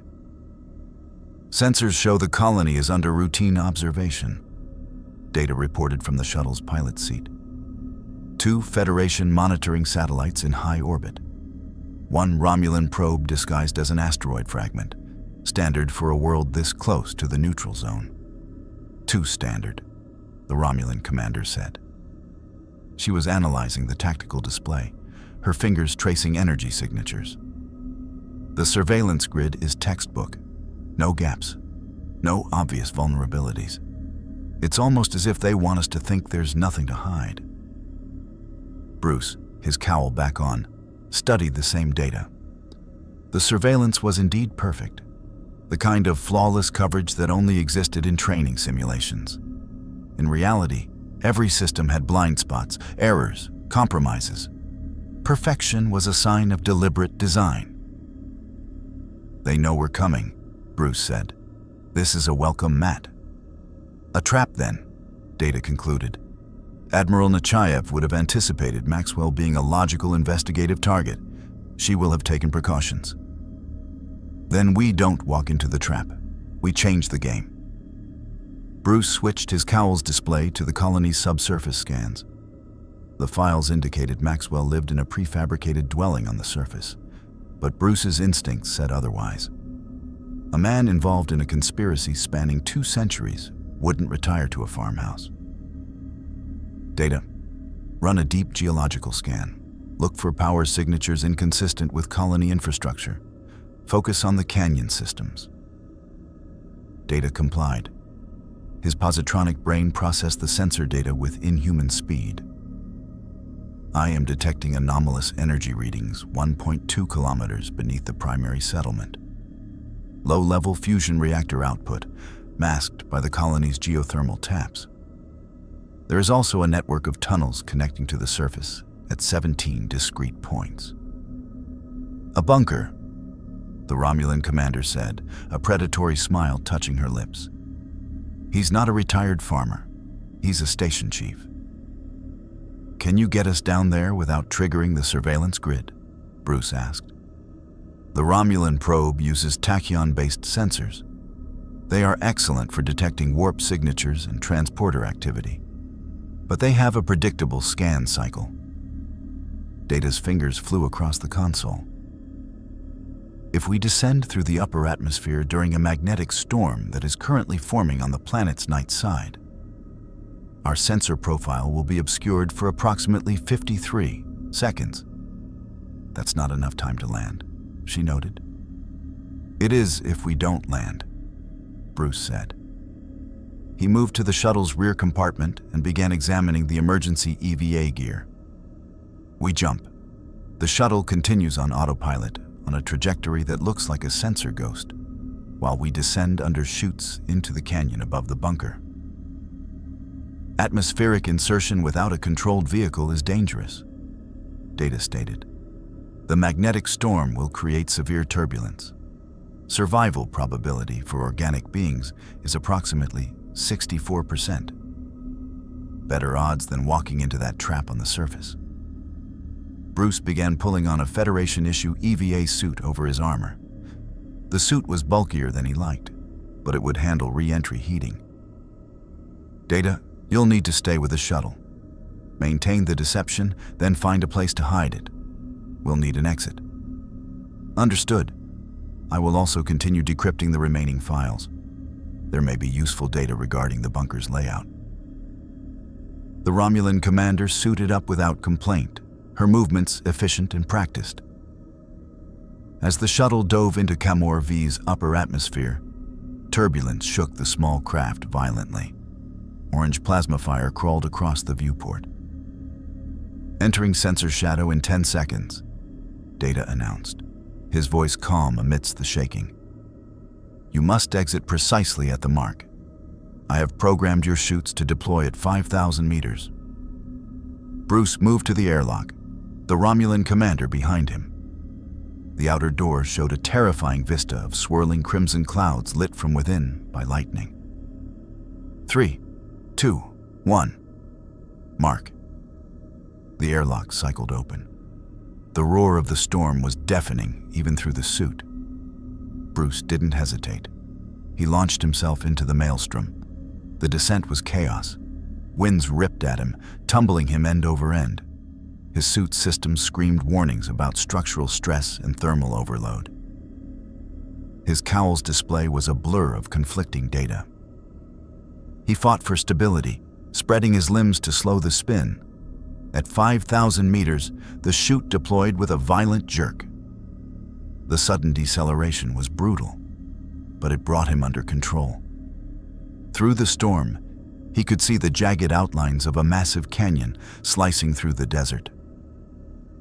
The Romulan commander was a dark shape 100 meters to his left, her chute a perfect hemisphere. They guided themselves toward a broad ledge partway down the canyon wall. Bruce hit the rock hard, rolling to absorb the impact. He detached the chute just as a gust threatened to drag him over the edge. The commander landed beside him with a graceful crouch, already cutting her lines away. The storm raged above them, but in the canyon's depths, there was an eerie quiet. The walls were striated red and ochre, carved by ancient floods. According to Data's scan, one of the bunker's surface access points was hidden somewhere in this rock face. Bruce's cowl switched to multispectral imaging. He scanned the canyon wall, looking for the telltale signature of artificial materials, ventilation shafts, or power conduits. There, the commander said, pointing before his scan had finished. Her eyes, sharpened by Romulan military training, had spotted it. A section of rock that was a fraction too smooth, with a hairline fracture that ran in a perfect vertical line. A door. They approached. Close up, the camouflage was impressive, but not perfect. Bruce ran his gauntlet along the seam. His sensors detected a magnetic lock and a biometric scanner. Keyed to Maxwell's DNA, likely, she whispered. We cannot force it without alerting the entire complex. We don't force it. Bruce pulled a small device from his utility belt, a universal decoder he'd cobbled together from Federation and his own world's technology. It was designed to mimic authorized biosignatures by sampling environmental traces. He held it against the scanner pad. Everyone sheds skin cells. He's used this door. The scanner's intake vent will have samples. The device hummed. It cycled through genetic fragments it collected, constructing a probable DNA profile. After 20 tense seconds, a green light glowed on the scanner. The door slid open with a soft hiss, revealing a dimly lit corridor that descended into the planet's heart. They entered, the door sealing silently behind them. The air was cool, recycled, and carried a faint ozone smell of active machinery. The corridor was stark, functional, with the same blend of Federation and Borg aesthetics they'd seen on the planetoid. Bruce's cowl mapped their progress as they moved. The complex was extensive. Multiple levels, living quarters, laboratories, and a central command hub that pulsed with low-level data traffic. They encountered no guards, no automated defenses. The emptiness was more unnerving than an army. "They're confident," the Romulan commander murmured. "Or they're not here." "They're here," Bruce said. He'd spotted the subtle signs: recent energy usage in a lab, a cooling fan still spinning down in a server room, the faint scent of replicated coffee in the air. Someone had left in a hurry, but very recently. They reached the command hub. It was smaller than the planetoid's chamber, but no less impressive. A central holodisplay showed a star map of the Alpha and Beta quadrants, with the 23 network sites highlighted, all now dark. Another display scrolled with status reports from what looked like listening posts and safe houses across the Federation. At the room's far end, a man sat with his back to them, staring at a view screen showing the storm-racked surface. "I wondered which of you would find me first," said Benjamin Maxwell. His voice was tired, weathered, but carried the unmistakable authority of a starship captain. He didn't turn around. The vigilante, the android, or the Romulan? I suppose the android is piloting the shuttle. Bruce's hand rested on his utility belt. "You know why we're here. Of course, you want to expose Special Projects Division. You want to stop Nechayev. You want to understand the great and terrible work we've been doing for 200 years. Maxwell finally swiveled his chair. He was older than his file photos, his face lined with deep crevices of stress and regret. But his eyes were fiercely intelligent. He wore simple civilian clothes, but a Starfleet comm badge sat on the console beside him. "You won't succeed." "We already have," the Romulan commander said. "Your network is destroyed. Your conspiracy is exposed." "Exposed to whom?" Maxwell smiled thinly. "To 2 fugitives and a renegade android? To a Romulan who will be disavowed by her own government the moment she speaks? To a Starfleet captain who can't act without proof?" He stood slowly. "You have data. We have the entire apparatus of the Federation. What do you think will happen when you present your evidence? It will be classified, discredited, or lost. The people who need to believe it have too much to lose." "We're not here for a debate," Bruce said, stepping forward. "We're here for the truth. The real truth. Not the sanitized version in your files." Maxwell studied him for a long moment. "You're the anomaly. The element we didn't calculate. A man from a universe of gods and monsters who dresses like a bat to fight crime. You shouldn't exist here. Your presence is a contamination." He sighed, the anger bleeding out of him, replaced by something like resignation. "But since you're here, you might as well understand what you're trying to destroy." He gestured to the holodisplay. The star map shifted, zooming out to show not just the galaxy, but a schematic representation of the multiverse. Countless bubbles of reality, touching at their boundaries. 17 years ago, a Borg scout ship crashed on that planetoid you found. It wasn't a random event. It was investigating a dimensional fissure, a weak point between our universe and another. The fissure was caused by an event in that other universe. A crisis, they call it. An anti-monitor trying to wipe out all of existence. Bruce's blood ran cold. He knew that story. The shockwave from that crisis, Maxwell continued, rippled through the multiverse. It created fractures, weaknesses, and it attracted things, entities that feed on reality itself. We cataloged them.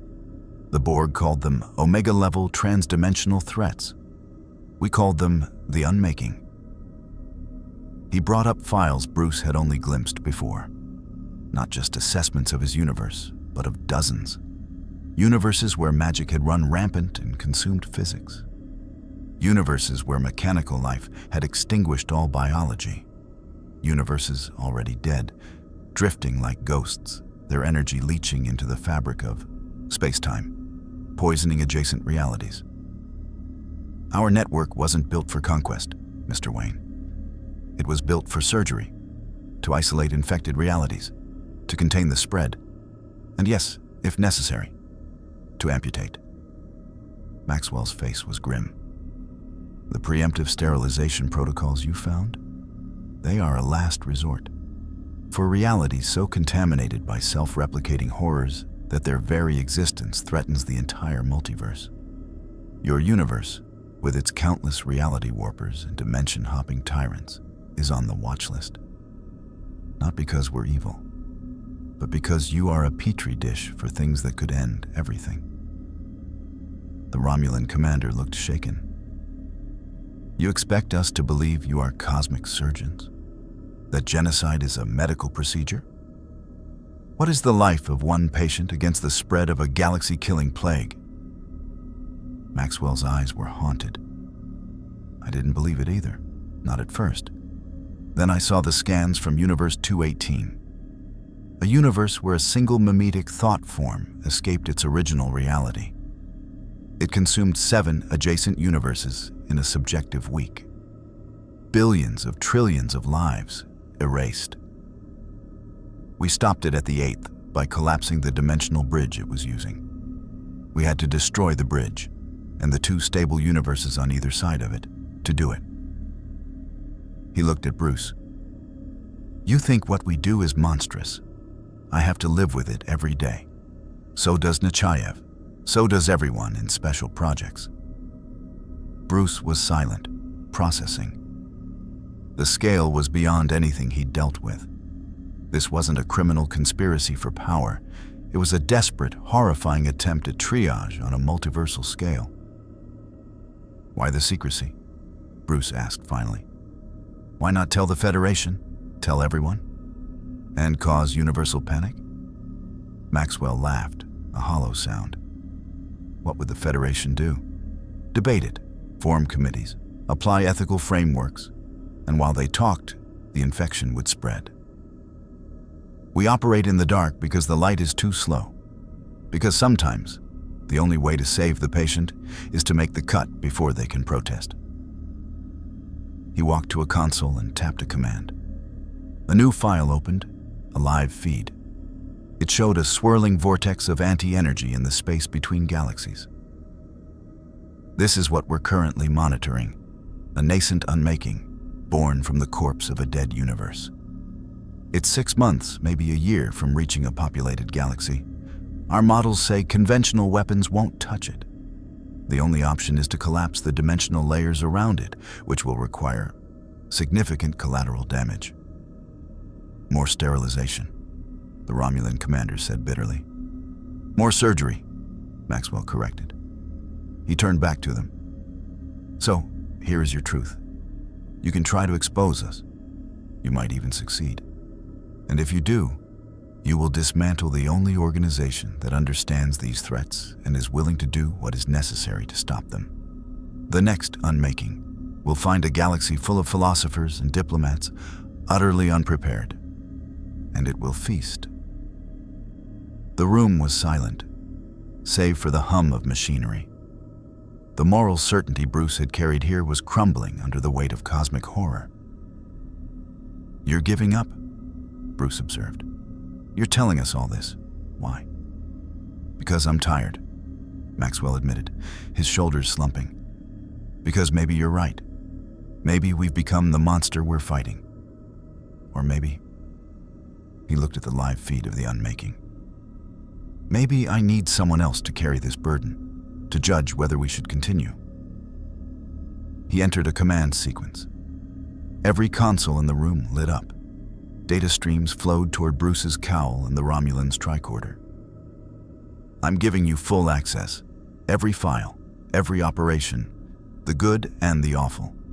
The lives saved and the lives sacrificed. Maxwell stepped away from the console. The encryption keys are now tied to your biometrics.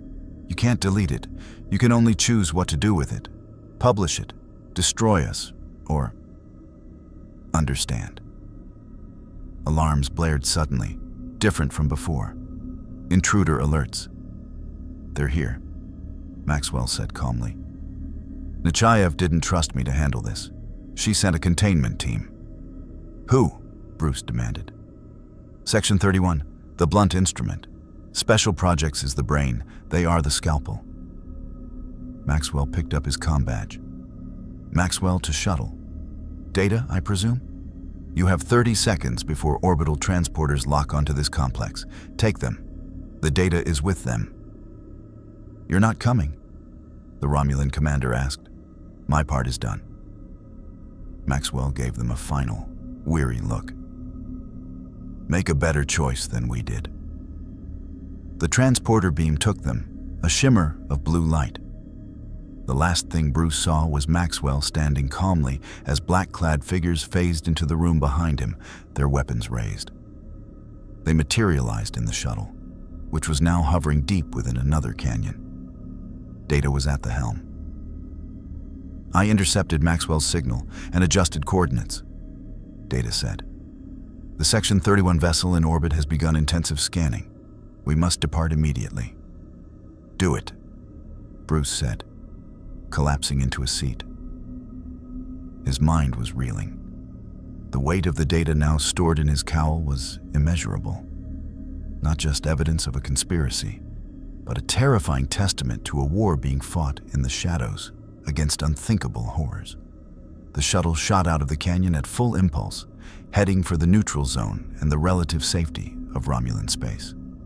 What now? The Romulan commander asked, her voice uncharacteristically quiet. We have the truth. It is heavier than I imagined. Bruce stared at the stars streaking past. He thought of Maxwell's choice. He thought of the unmaking on the view screen. He thought of his own universe, filled with wonders and terrors, now judged as a potential threat to all existence. He had the evidence to bring down Special Projects Division. He could expose the conspiracy, maybe even return to his own universe a hero. But doing so might doom this one, and countless others.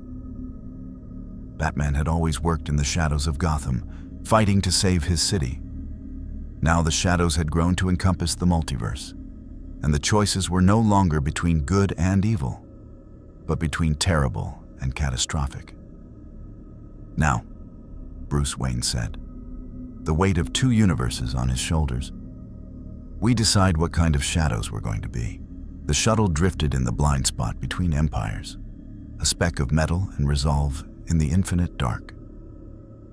Within it, three fugitives held the conscience of the multiverse in their hands. Bruce Wayne, the Dark Knight from a world of gods and monsters, had come seeking a way home and found instead a purpose that spanned realities. Commander Data, the android who sought humanity, now held the most human of burdens, the terrible knowledge of what must sometimes be done to preserve life. The Romulan commander, whose name they still did not know, carried the bitter understanding that even her empire's ruthless pragmatism was naive next to the calculus of cosmic survival. They had the evidence.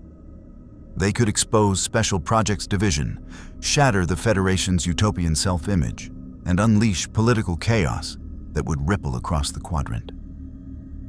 They could, perhaps, even force their way back to Bruce's universe with the stolen technology. But they had also seen the scans of the unmaking. They had reviewed the cold, clinical records of reality snuffed out to save others. Admiral Nechayev and her cabal were not cartoon villains. They were desperate guardians, making choices no one should have to make. Their morality corroded by 2 centuries of unimaginable responsibility. Bruce understood this corrosion. He lived with it every night in Gotham. The line between hero and monster was thin, and it was drawn not in the light, but in the shadows where the hardest choices were made. Special projects had crossed that line, had institutionalized the crossing. But had they been wrong? The answer, he realized, wasn't in the data. It was in the choice Maxwell had given them, not to destroy or to exonerate, but to judge and to act. "We do not publish the data," Bruce said, breaking the long silence. His voice was rough but certain. "Not yet. We use it." Data turned from the console. To what end, Mr. Wayne? To become the oversight they never had. Bruce pulled up the files on the nascent unmaking. "We stop this, not with their methods of sterilization, but with ours. We find another way. We prove that the light and the shadow can work together." The Romulan commander watched him, her eyes calculating. "You propose we become a new conspiracy, to police the old one. I propose we become a check on their power, a reminder that there is always another way." He looked at each of them. "Data, you have the knowledge of Federation science and beyond.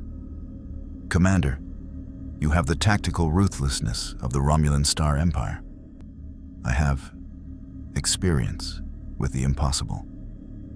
A faint, genuine smile touched her lips. "Then it seems we have an accord. But we will need resources.